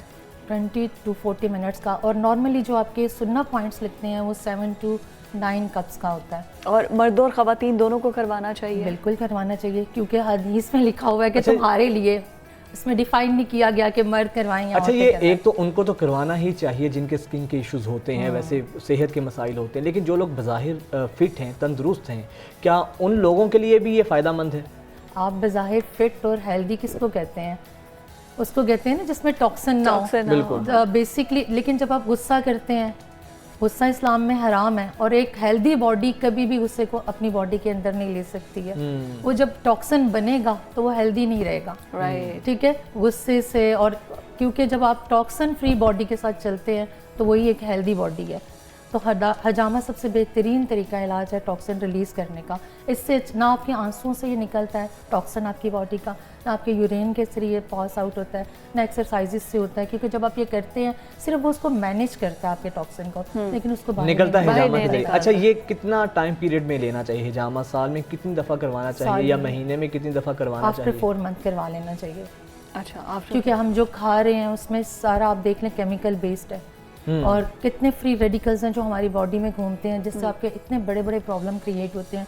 स्पेशली आप क्या कर रहे हो, अगर आप माइग्रेन के पेशेंट हो, अगर आप हाइपरटेंशन के पेशेंट हो, आप सिर्फ केयर कर रहे हो, क्योर नहीं हो रहा। क्योर नहीं, यस एब्सोल्युटली। क्योंकि आप मेडिसिन खा रहे हो और लाइफ पूरी में आप मेडिसिन खा रहे हो जब तक आपने जिंदा रहना है, और पेशेंट भी फ़ौरन से मान जाता है कि ठीक है, लेकिन इसका हल सिर्फ हजामा है। जब आपका टॉक्सिन निकलता है, ब्लड सर्कुलेशन अच्छे से होती है, तो उससे क्या होता है कि आपकी बॉडी जो है टॉक्सिन फ्री होती है, हो जाती है, और आपका जो ब्लड है वो सर्कुलेट करता है अच्छी तरह से, तो आपका माइग्रेन का प्रॉब्लम, हाइपरटेंशन, ब्लड सर्कुलेशन अच्छी होती है, आपका स्टमक का इशू खत्म होता है। ये सब चीज़ें हजामा ही क्योर कर सकता है। हजामा केयर नहीं है, क्योर है। क्योर है। अच्छा, ये डॉक्टर साहिबा ये बताइए कि किसी भी बीमारी के लिए हजामा करवाया जा सकता है? कैंसर पेशेंट्स और हेपेटाइटिस, और ये तो बहुत बड़ी बड़ी बीमारियां हैं। कैंसर कब बनता है? जब आप टॉक्सिन जमा होने देते हैं। एकदम से तो नहीं डायग्नोज होता ना। अगर आप एवरी 4 मंथ हजामा करवा रहे हो, एवरी 6 मंथ करवा रहे हो, आपका टॉक्सिन निकलता रहेगा, तो उसका कैंसर का सवाल ही नहीं पैदा होता अल्लाह की रहमत से, माशाल्लाह। ठीक है, तो जब हम लोग ये सब चीज़ें करते रहते हैं, हम मेडिसिन खाने को तैयार हैं, हम ब्लड देने को तैयार हैं, लेकिन हजामा करवाने को नहीं है, तो इस चीज़ की मुझे बड़ी तकलीफ। अच्छा, ये बताएं कि माशाल्लाह आप तो इस पे बड़ा ज़बरदस्त काम कर रही हैं। पाकिस्तान में कितने बड़े पैमाने पर अब हिजामे को लेकर काम हो रहा है? वरना इससे पहले आज से अगर 2 साल या 3 साल पीछे जाएं तो हिजामे का उस हवाले से लोगों को अवेयरनेस नहीं थी। अब आपको लगता है कि अब लोगों का रुझान इस तरफ हुआ है? हमारी बदकिस्मती है, जब भी हम इस्लाम के हवाले से बात करते हैं तो हम अपनी चीज़ों को, अपनी वैल्यूज़ को अपनाते नहीं हैं, जब तक कि अमेरिकन या चाइनीज़ रिसर्च हमारे सामने नहीं लेकर। बिल्कुल। तो इस चीज़ का भी मुझे दुख होता है, जब वो इन सब चीज़ों से फ़ायदा उठाते हैं तो मुस्लिम्स पीछे पीछे भागना शुरू कर देते हैं। Exactly. और अब इसीलिए रुझान है कि आपने चाइनीज़ और उसके स्पोर्ट्समैन लोगों को देखा, आपने हजामा करवाते, तो अब मुसलमानों को ख्याल आया कि ये तो हमारा तरीका इलाज है, हमें भी ये करवाना चाहिए। सिर्फ इसलिए अभी भी लोग मुंह से बोलते हैं कि सुन्नत तरीका इलाज है, लेकिन इसको अपनाने के लिए तरह तरह की क्वेश्चनिंग करते हैं। हमें डर लग रहा है, हमें ये हो रहा है, हमें वो हो रहा है, पता नहीं चोरी कांटा पकड़ के आप क्या कर देंगे, चीज बात कर देंगे, लोग डर जाते हैं कि ब्लड, लेकिन वो टॉक्सिन रिलीज हो गया। Thank you so much for your time, क्योंकि हमें शार्प जो है वो क्लोजिंग की तरफ, और ये है जी सुन्नत रसूल सल्लल्लाहु अलैहि वसल्लम भी है कि अगर आप अपने ब्लड के अंदर से टॉक्सिन अगर निकालना चाहते हैं तो हिजामा वाहिद रास्ता है जो कि टॉक्सिन को आपकी बॉडी से रिलीज कर सकता है। हमारी आपसे मुलाकात होगी अब इंशाल्लाह कल। इजाज़त दीजिए, अल्लाह हाफ़िज़।